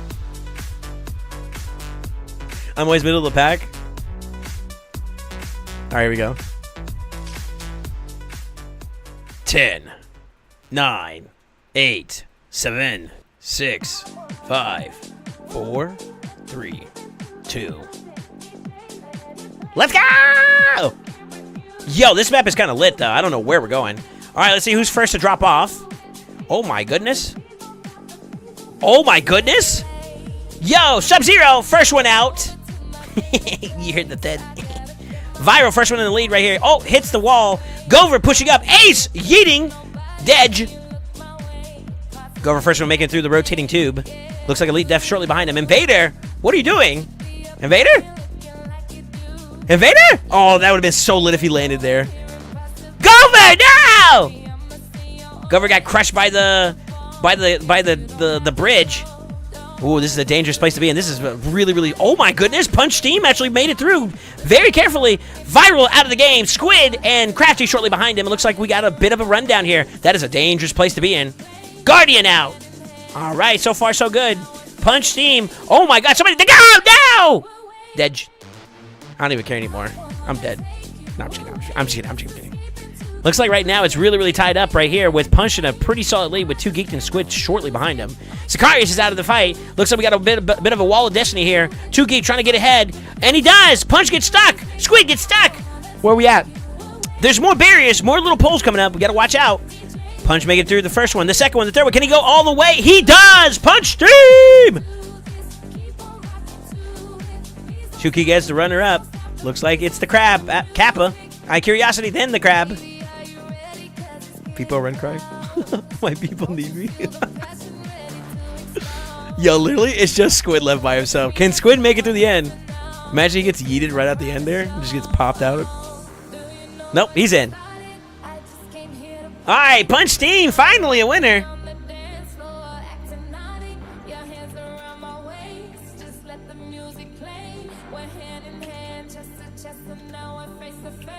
Last one. Last one. We got to find one. Crafty, you almost had it, but then you hit the pole, bro. That was a cool one. That was a cool map.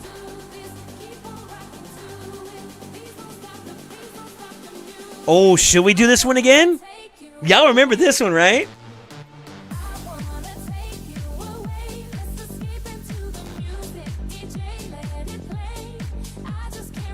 No way you spelled my name wrong. No, I didn't.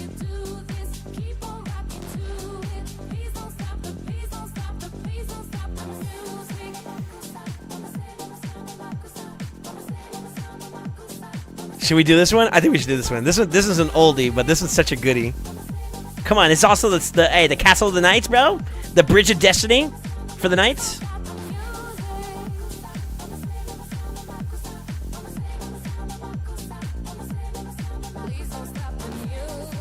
That's all I have. I don't know what you're talking about. I'm gaslighting.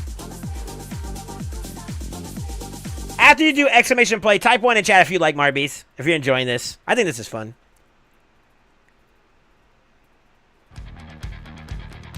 Come on, surely you guys think this is a W. Dude. Poor Crab, bro. Watch, this is going to be the one you win, too. I'm calling it. I'm a believer.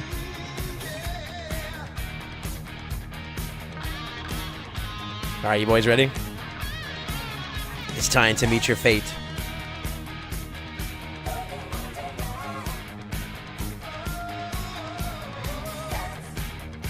Ten, 9, 8, 7, 6, 5, 4, 3, 2, and away we go. Ace immediately yeeting down to the bottom right off the rip. Looks like Diddy shortly behind him. Goon, holy moly, bombs! Oh, you guys got to remember, you're never safe in this matchup. Crafty! Crafty! No, Crafty's the first one out. Oh, no! Oh, shit, people are just getting yeeted. Squid! Oh, no. Why are you going the wrong way? What are you doing? Go, Invader, go! Oh, Zephyr! Oh, go, Invader! Let's see if we can make it through. So far, so good. Dude, this was so nuts. It's so chaotic. Oh my god, Invader got blown up! Viral, you're hitting barrels. Oh, you guys are so fucked when you get right there. Y'all better not come on this angle. Oh, no. Viral actually squeezed right through. No shot. He's actually getting pushed. He's getting pushed by the crew. Yo, he's zooming. Yo, he's zooming. No way. He's actually got shot back. He's going in the wrong direction. Let's see what number 2 is. Oh, my God. The distance is immaculate. Fire over here just waiting for y'all. He was like, man, I feel bad now. Curiosity cruising. Cruising for a bruising. Let's see what that's... Yeah, what are y'all doing over there? Zatali and Squids over there holding hands. Uh-oh, Guitarni. Viral going in the wrong direction. Curiosity still cruising for a bruising. Poor Viral, dude. He got hit too hard. Curiosity! Oh my god, he's so far ahead. He's so far ahead. But he got stuck. Momentum lost. No, he's going in the wrong direction. Squid and Zatali. Formation Z. Oh, never mind. Zatali said he's going back to grab his pony. Curiosity's curious what a pony is. Squid's like, I'm good, bro. Never mind. He's curious, too. 2 Geek with the push. Goon shortly behind him. No! Too much pony and Curiosity. They're curious about the Marius play, bro. They're like, Marius tech, bro? We saw Sosa get cooked by it, bro. No! 2 Geek at the very end gets shot off. No way.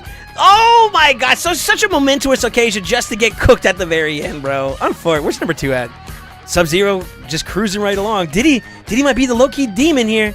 The sleeper. The sleeper. Will he get hit by a bomb on the way through? Goon over here fighting for his life. Goon said, I'm going in the wrong direction. Diddy? Is Diddy determined? No! Diddy get shot back too? Oh, but he gets pushed back forward. No! Diddy, no! Hey, no Diddy. He got cooked by some barrels. No Diddy, bro. JoJo. Can JoJo make it? Can JoJo make it? No, he got pushed back too. Oh my goodness. JoJo, no! Zatali's back in the lead with Guardian behind him. Vato, like a vengeance. Call him Batman. Oh, look how close this is. Zatali trying to stop him, but Guardian gets pushed ahead. Will he make it all the way? Vato with the yeet! No, Vato's good! Guardian! Guardian wins.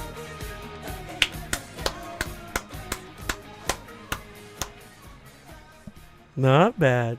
Not bad at all. Not bad at all. Robbed again. Oh, that's tough. That's tough. Looks like Attorney and Viral made it into 3rd and 4th with JoJo in 5th. Looks like Squid might make it to number 6. What about 7? Gover in 7th.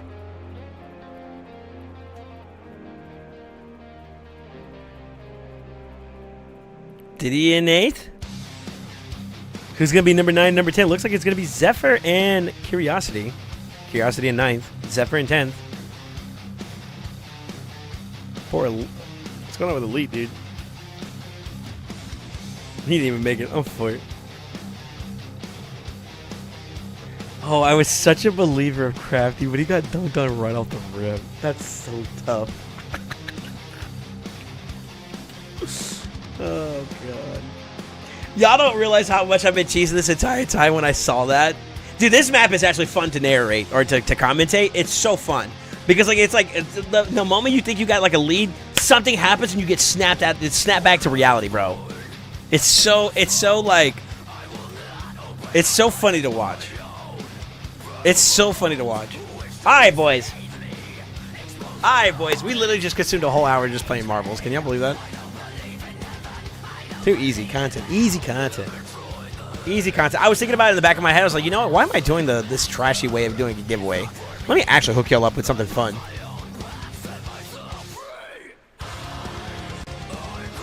He said, what's a lead? Yo, those maps don't like you, dog. All right. So anybody watching in right now, if you're on this list, Goon, Sub-Zero, Zephyr, Punch Steam, Mr. Guardian, either one of you guys that are currently here right now, if you're in the game, you can do this on mobile, you can do this on PC, it's the same thing. You click on your avatar on the top left when you're in the Bastion.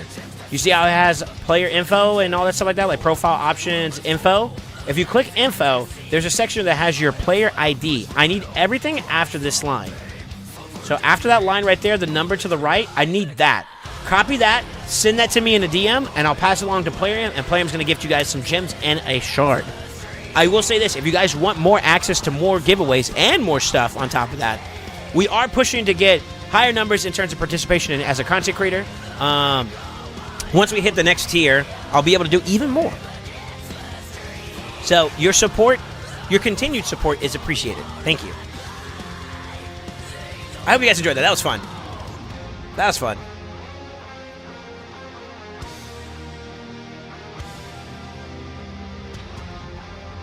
Said you need to do that one more time, though. It's when you get yeeted off before the marbles even started. No, he made it down the pole. Already didn't use the stuff. Okay, let me see. I got Goon, I got Sub-Zero, I got Zephyr. That's 3. Goon, Sub-Zero, Zephyr. Punch, Steam, and Guardian. I need you guys to send me a DM with your UMID.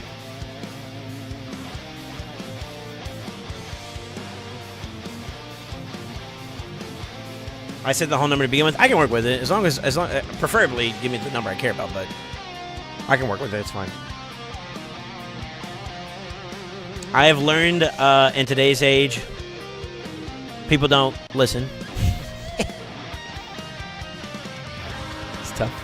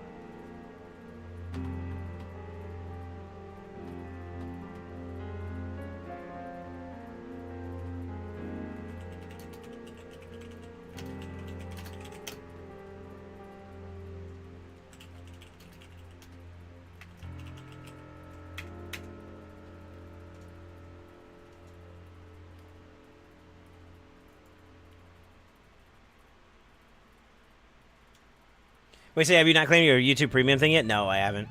I feel like it's almost like pointless to do that, to be honest with you, because didn't someone say it has to be like a brand new freaking account on YouTube or something like that?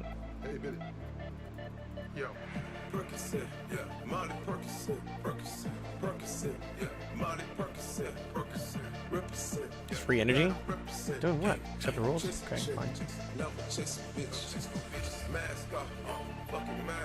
Thanks.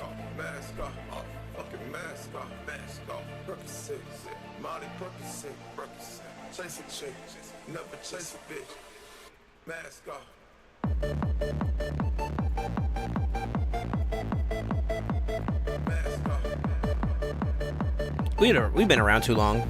I need to retire.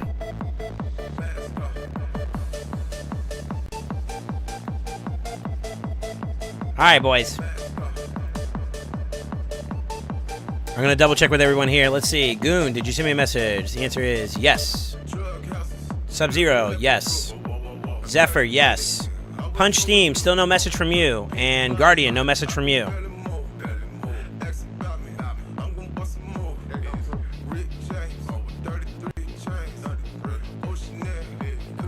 I enjoyed my safe smile.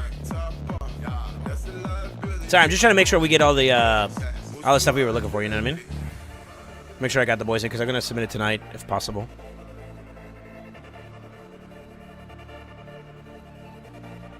Do I DM you through Discord? Yes, Punch. Yes, yes. What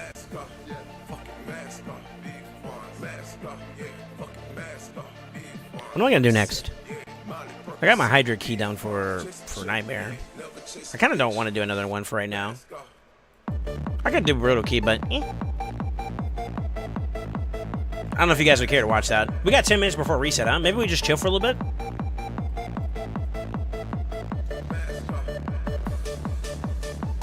Do we gotta talk to you guys about some stuff? Let's see. It all started on a moon day. Nope. Joke went away. Never mind.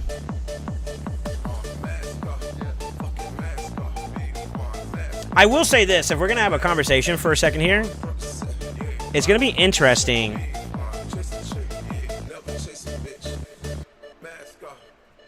It's going to be interesting seeing how this whole Clan Wars thing is going to line up.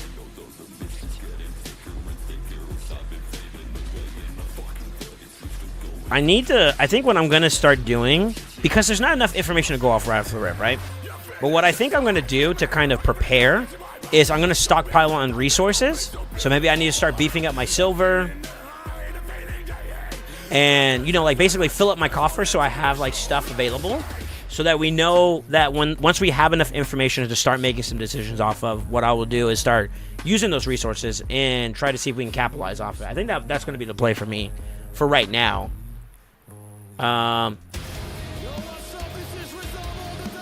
What do y'all think is going to be the case for this new event? Do y'all think it's going to have anything spicy that we would do wise to prepare for?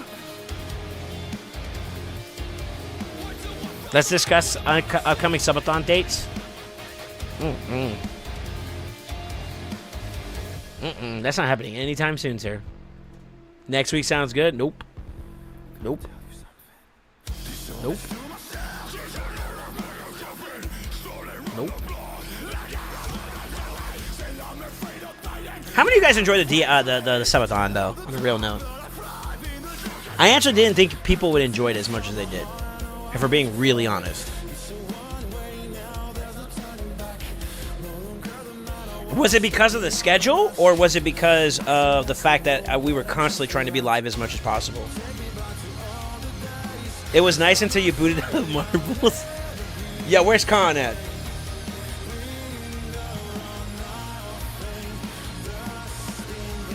I fucking loved it, mate. It was a blast. I enjoyed it a lot. Really. Interesting. So, in terms of, like, big events, what are we in? We're in the month of June, right? July is, the only thing big in July is Independence Day for the U.S. August. Besides new semesters for people that are in college or in high school or stuff like that, or school in general. there's that, but that has no bearing on me. September, also no dates of importance. October is a goated month. You guys know how I rock out in October. Looks like this year my birthday's going to be on a Wednesday. November's obviously Thanksgiving period, and then of course December is Christmas. It would have to be either, I'll be honest with you guys, the only time frame that I could see myself doing something like that would be either annually, so once a year, or there has to be a big reason. Like I wanted my subathon to mean something, and it did for sure. It did for sure. I got tired of you guys picking on me for never doing because someone said, I'll see you for the subathon in 2079 or something like that. And I'm like, what the fuck? A Soultober subathon?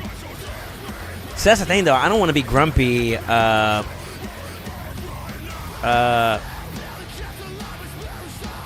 don't want to be grumpy for my birthday month.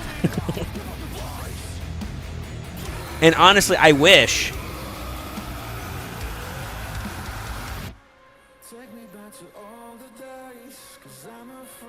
It's hard. It's hard. 'Cause I can't do it alone. The last subathon we did, the last Soulathon, was a very, very big eye-opener that said you can't do it alone. You need something to help somebody else out with. Birthday subathon capped at a week.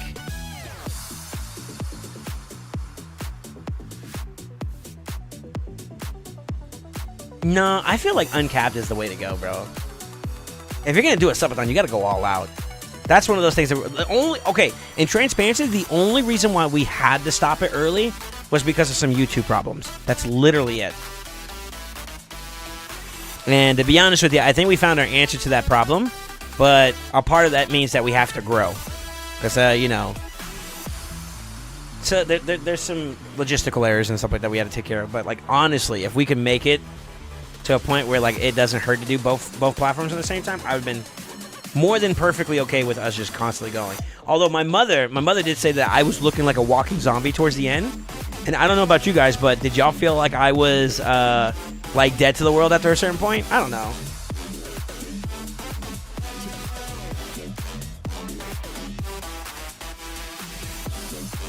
Sorry my decision, as I'm now trapped here, but at least there's kitties like crafty around. All right. I tried to take it with me, Soultober subathon.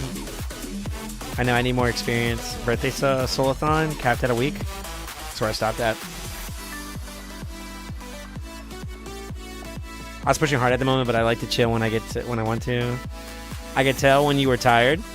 You had your dead faces for sure. Really?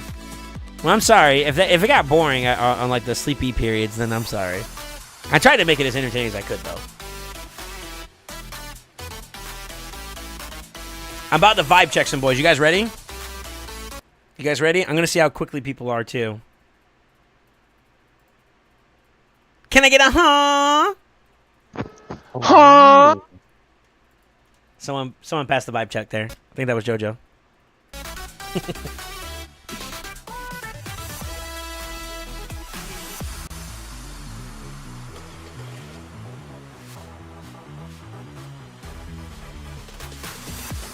I can tell you were tired. You had your dead face for sure. My takeover was the most silent one in history. Nah, I did that on purpose because I saw you were saying like, yo, the silence is very telling or something like that. You said something around those lines, and I was like, yeah, I'm gonna be quiet while I observe the rest of his stuff. Because like what I do in the beginning is I get information about your account first. There's no point in me saying you should do this, this, and this if you don't know what the hell's going on in the account, right? So I was observing, but normally I'm like, hey, how's this? Let me take a look at this. Like I narrate what I'm doing in a sense. But I didn't do that because, yeah, I was a little tired. I won't lie.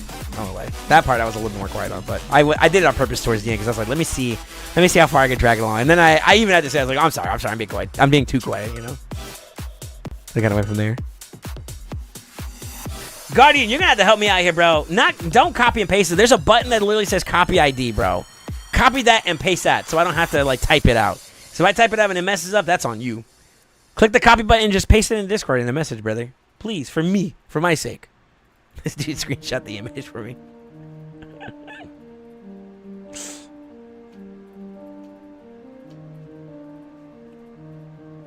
Personal CBC, I didn't even go hard, really. Only one I'm waiting on is what's his face? Punched. Punched, are you here? Thank you, Guardian. Appreciate you, buddy. It was Sick who said it? Really? It was one of the two. It was one of the two. I won't lie, Goon. At the time of when we did your takeover, though, Sicarius overhyped. He made it sound like you were fucking Grand Poobah, and I'm like, okay, well, we'll see. But he was making it sound like you had like the fucking most pay-to-win fucking account in the world, and I was like, eh. So he kind of set the expectations high, Ralph Rivers. That's which is why I was like more like, let me look what's going on, you know. Punch, yes, I'm here. Okay, are you able to send me a message, sir? If you can't tell, that's me. That's me. Send me a message with your UMID number. If you can't see anything at the moment, you need to go to the rules and information channel. Obviously, read this and respect it, but react to the Nightbot to get full Discord access, and then any sub games you would like. Particularly, I recommend you get the Raid Shadow Legends one since you play Raid. Those are the two rules you need to get, and then you'll be able to see everything. Hey, Sonar, how you doing? Damn, I'm late to the party. I'm for it. I'm low spender. He's just jealous and mad at my pulls. Nah, he was definitely hyping you up, though. Let's be real. He was trying to say like, yo, like his account's more stacked than yours, so. And I was like, oh shit, word. Nah, he didn't say that verbatim, but you know what I mean. Like, you know, that was the vibe he was giving me. I was like, oh, okay. It's like, his shit's bonkers. And I'm like, okay, all right. All right, I'm down. Let's see it. Yo, happy reset, boys.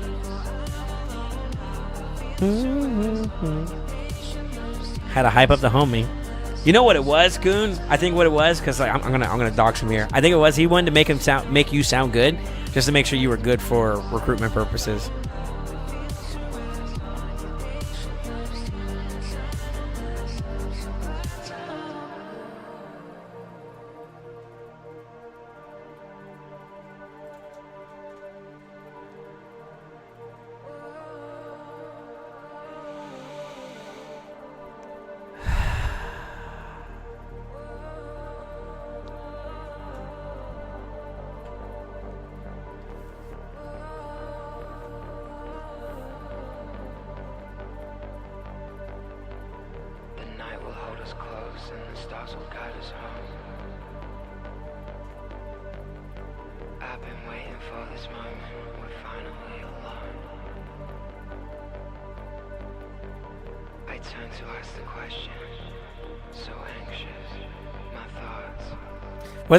What stats do you need for the region helmet for SD? As much as you can get, dude. I'm not exactly sure which helmet you're talking about. Are you talking about for Aniri? The thing about Aniri is she needs more speed, and if you can give her more tankiness in general, that's important. But speed, HP percent, and defense percent. Those are the key stats you're looking for. Ideally, you want to get over like 4K if possible, and then north of like 70, 80K. HP should be more than enough. And probably don't even need that much nowadays, to be honest, but... I think so too. I had the sense to say no, I'm not ready for you guys. Kick W. Well, let me get dailies done at 1 a.m. my time. Lol. That's a 6-star turn to soul. I know. But it was a better buy that. I can't afford it, bro.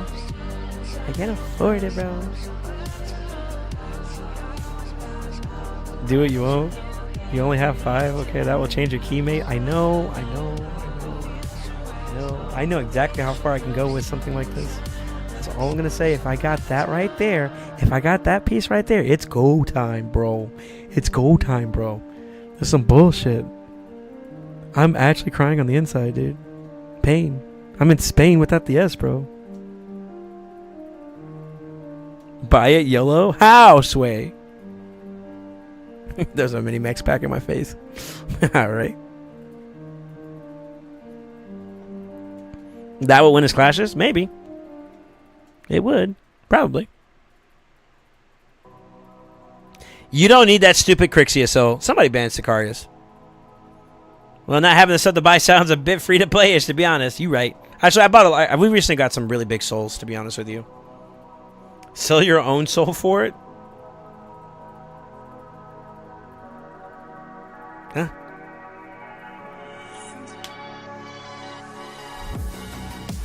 before.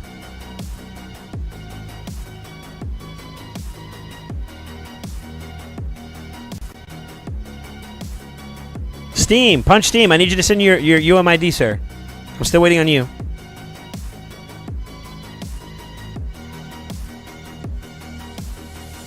I'm a ginger. I don't have a soul. What? I'm thinking of dropping some damage on Mishi and speeding him up. I kind of feel the same way too, to be honest with you, Crafty. On mine, I feel like for me, I need him to be a little bit more active. Yeah, I think the same thing too. My decreased defense uptime could be better. I was noticing it when, like, I was getting decapitated heads, but my uptime on the decreased defense kind of costed me, like, portions of the damage. I think that probably would have improved it, you know?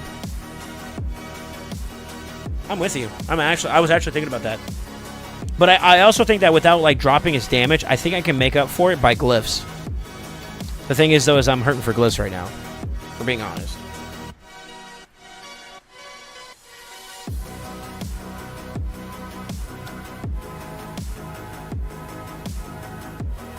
But the cruise defense out of this pretty many. It's tough.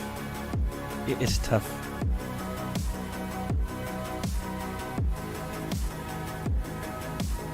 It doesn't help too when we get like well, I don't have any Veil or like Shamail or something like that to kind of keep the team going too, which is unfortunate, but still love you. Imagine this gives me like the perfect set of like essences. It gives me like tens of thousands to be able to buy Trunda. A man can dream, right?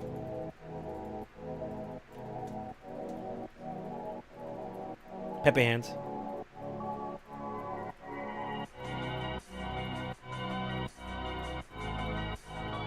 Go buy Trunda? I don't even think it's possible, to be honest with you. As like funny as it is to say, I actually don't think I legitimately can. Because the soul event's gone already. And that's the only way I could see myself maybe cheating through being able to afford it. Yeah.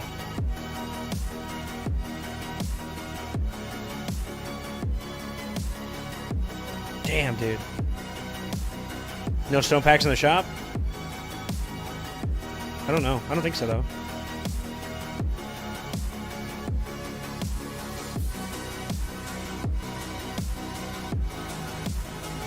I don't think so. I'm scared to look, too, to be honest with you.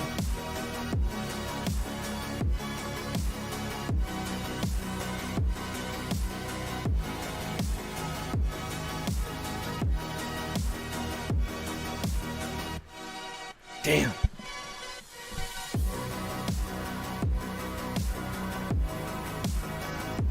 I need to find a way to make up for this deficit, though, because you know the sad part about it is, even if I did get Trunda, Mishinaki will be right around the corner, and then I'm SOL again. Like I really hope.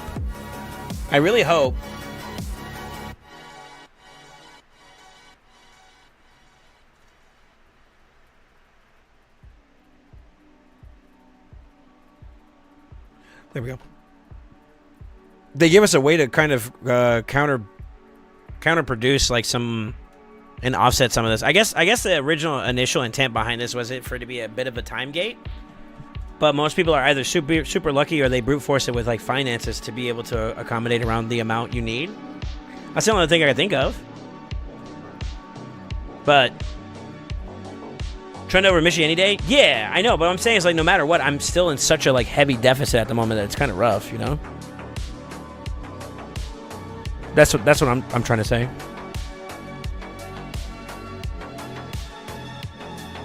That's so on 4 too. Something told me it was gonna happen too, man. Michi over Trunda, in my opinion? No, you'd be wrong. I hate to say it, but like, there is no comp that beats the Trunda comp besides another Trunda comp. She is literally, that comp is the #1 comp. Wixwell, shit's a joke compared to her. And it's so nuts how big that difference is. She is the #1 damage dealer for Hydra. Mishy's maybe top 5, but that's kind of pushing it.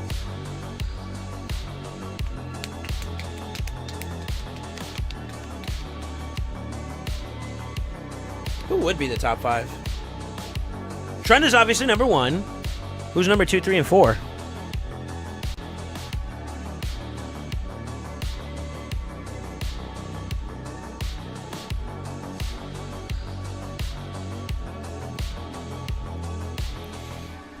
I forgot where we could see like the actual like damage numbers for everybody for like different teams and stuff.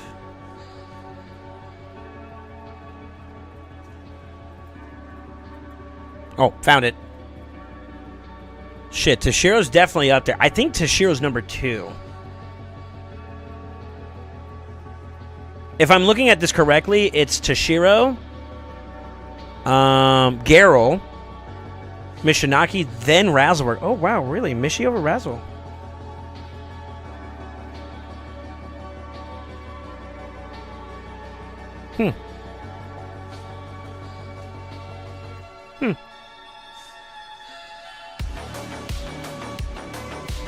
Yeah, Razzle makes it top 5. Look at that. Son of a bitch.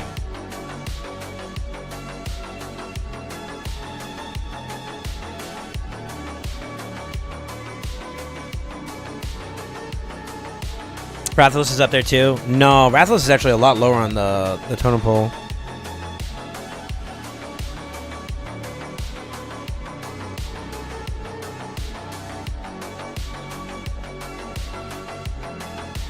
Rathalos right now is 473 is I think somebody's personal best of him. Actually, I might be pretty close to beating that, but that's nightmare damage, I believe. So I only use him in brutal, so it's not really a fair assessment, if you know what I mean.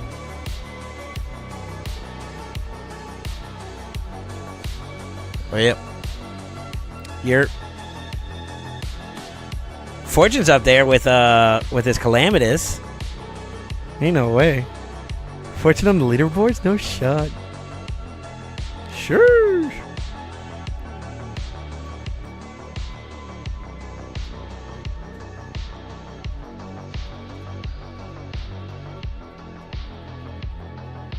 Yeah, Wishful Yenica, that comp is it pales in comparison to the Trunda potential. Like I would even argue it's like what 10 times better in favor of Trunda. It's nutty. It's a very strong team. You know what's sad? This is actually a really good drop rate for Immortal Soul Essence, but it's depressing because I need the golden one. Pepe heads.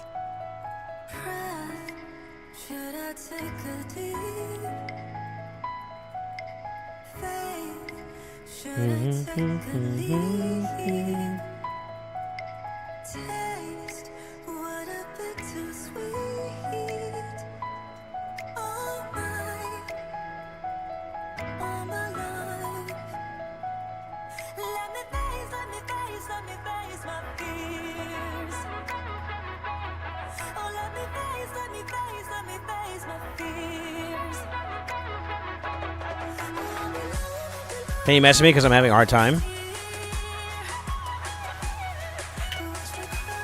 There you go. I sent you a period. So leaderboard for Yennekas yet? Probably. I think so, actually, yeah. And believe it or not, you'd be in the top 10.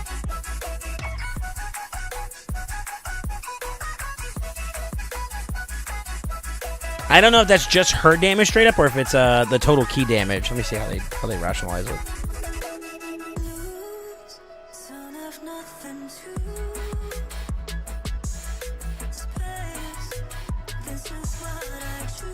I don't think this leaderboard's kept up to date either, to be honest with you. Oh, no, wait a minute. That's normal. Nightmare 7.79 by Ver. Total key damage is what they're rationalizing for this leaderboard. Tyraku, you might know him. He's number 5. And there's like 4 other people ahead of him.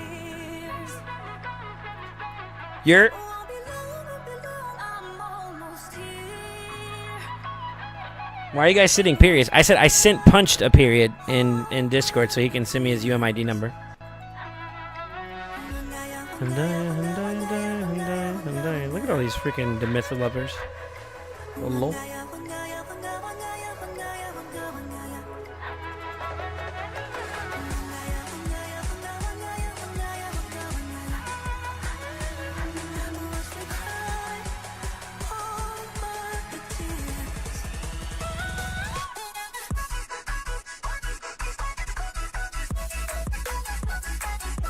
Tarako and I were collaborating a bit on this new rotation. Punched, I need you to click that copy ID button, that yellow button that's right beside your name, and post that. And then paste whatever it copied into the message. Screenshots don't help me, sir.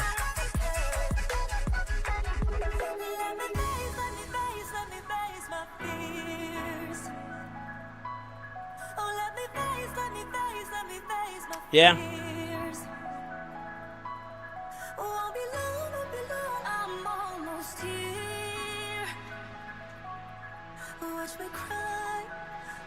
Depending on this next event, too, I might build up Wixwell. I don't know. I would rather could get confirmation that he works across all rotations just to make sure, because I don't want to waste my resources on a team that only works like 2/5 of the time or 2/6 of the time. I'd rather have a consistency in terms of team. I'm not a fan of like, and this is coming from someone who actually does use one of the cheese comps. I'm still a proponent that they need to nerf those type of comps, like the Trunda and all them. Like, I hate to say it, but I just don't feel like it's healthy for the game.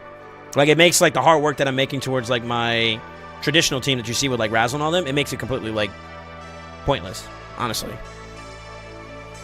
I got Yasinza, and she's a real sleeper champ for sure. She's pretty good, yeah. I can see it. Done deal.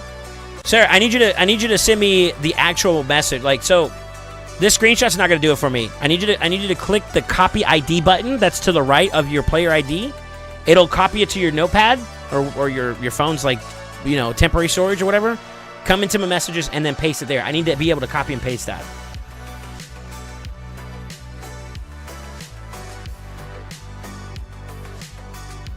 I'm in top 600 LA, and she can really make a difference. Somehow she seems to get really sheeped.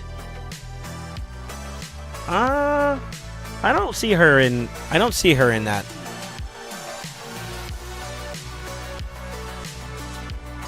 Jojo, why are you sending me your UMID number? You didn't win.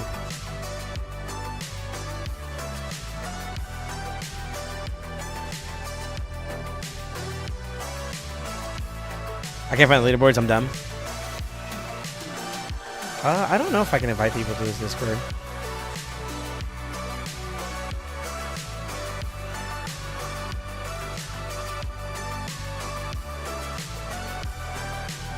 I think I can. I'm not sure. I actually never tried.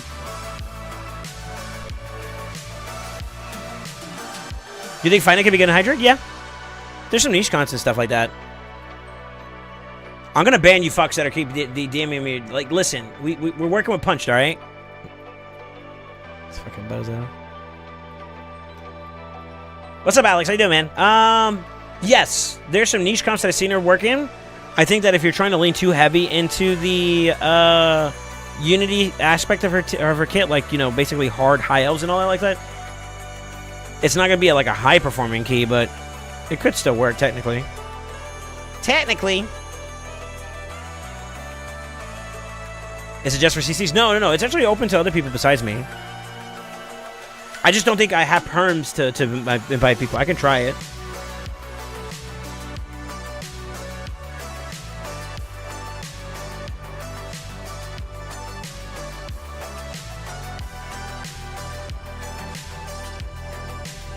Why am I getting an error? What the fuck?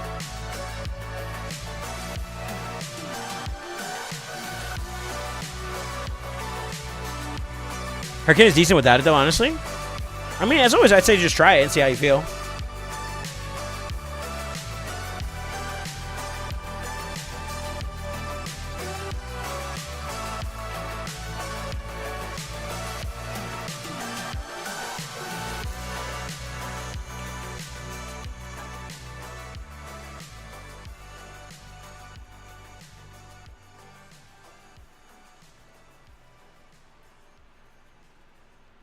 Yeah, I mean, I don't see why not. Like, at the end of the day, like, you can give it a shot and see what she gives to the table. I forgot her kid, to be honest with you.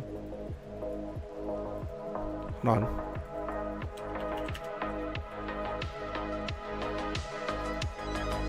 I know Fina fits in a unique variant version of the Trend of Cheese, which is kind of cool. That's all I remember, though. Crit attack, crit rate, crit damage buff. Block debuffs, block damage, counter attack. On the target, right? Target ally, yeah. And then if this guy resets the cooldown of the target skill, it can't be received. Yeah.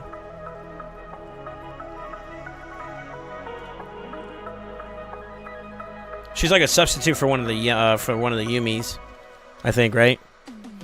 But this skill's cooldown cannot be decreased, this kind of shit. So it's not like ideal.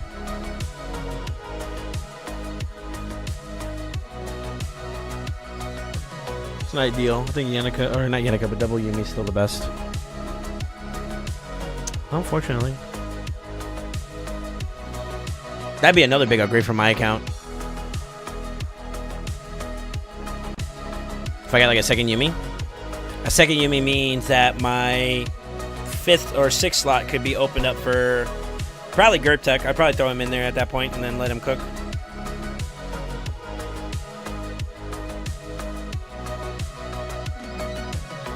Yeah.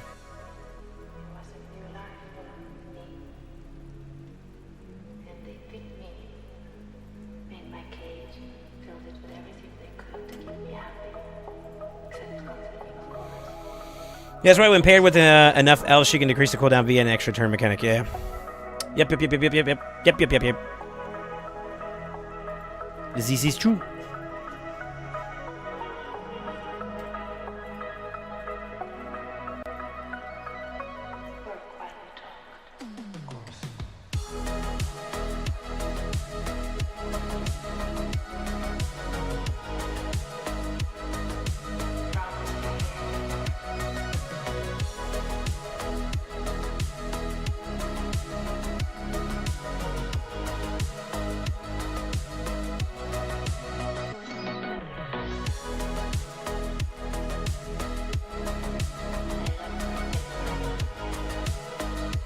Damn, the double freeze is unfortunate. I got a secondary reset too. Let's go. OP.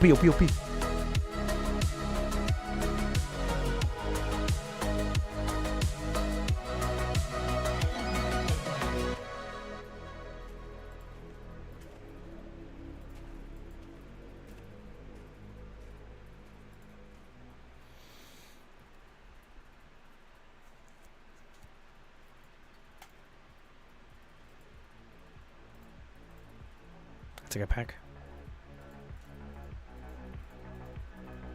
Yeah, no soul stones. There's no way I would be able to get the blessing, unfortunately. First big L of this month, dude. I got to let this one go, I think. Go for it. I mean, I could risk it for the biscuit and see if I get lucky, but that's just a bad idea, I think.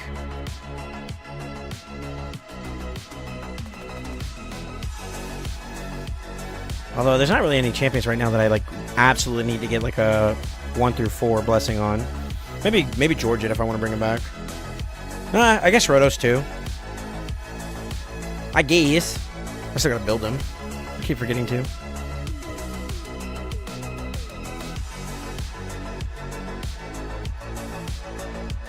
Yeah, that's it. All right, boys. I think I'm going to go and get up for now. I think I am closing up shop for today. I hope you guys all enjoyed your stay here. If you guys haven't taken the moment here to take a look at some of our commands, exclamation social, which will give you a link to my social media. That's pretty much it. Exclamation Discord, whenever we make announcements, all the good stuff. I hope you guys enjoyed yourselves. You guys be safe. Give your families, give your close ones some love. And always remember, stay ascended. See you guys later. I got it, Punch. Thank you. I'm gonna raid you guys over to somebody real quick, okay? Hang tight. Let's see who's live.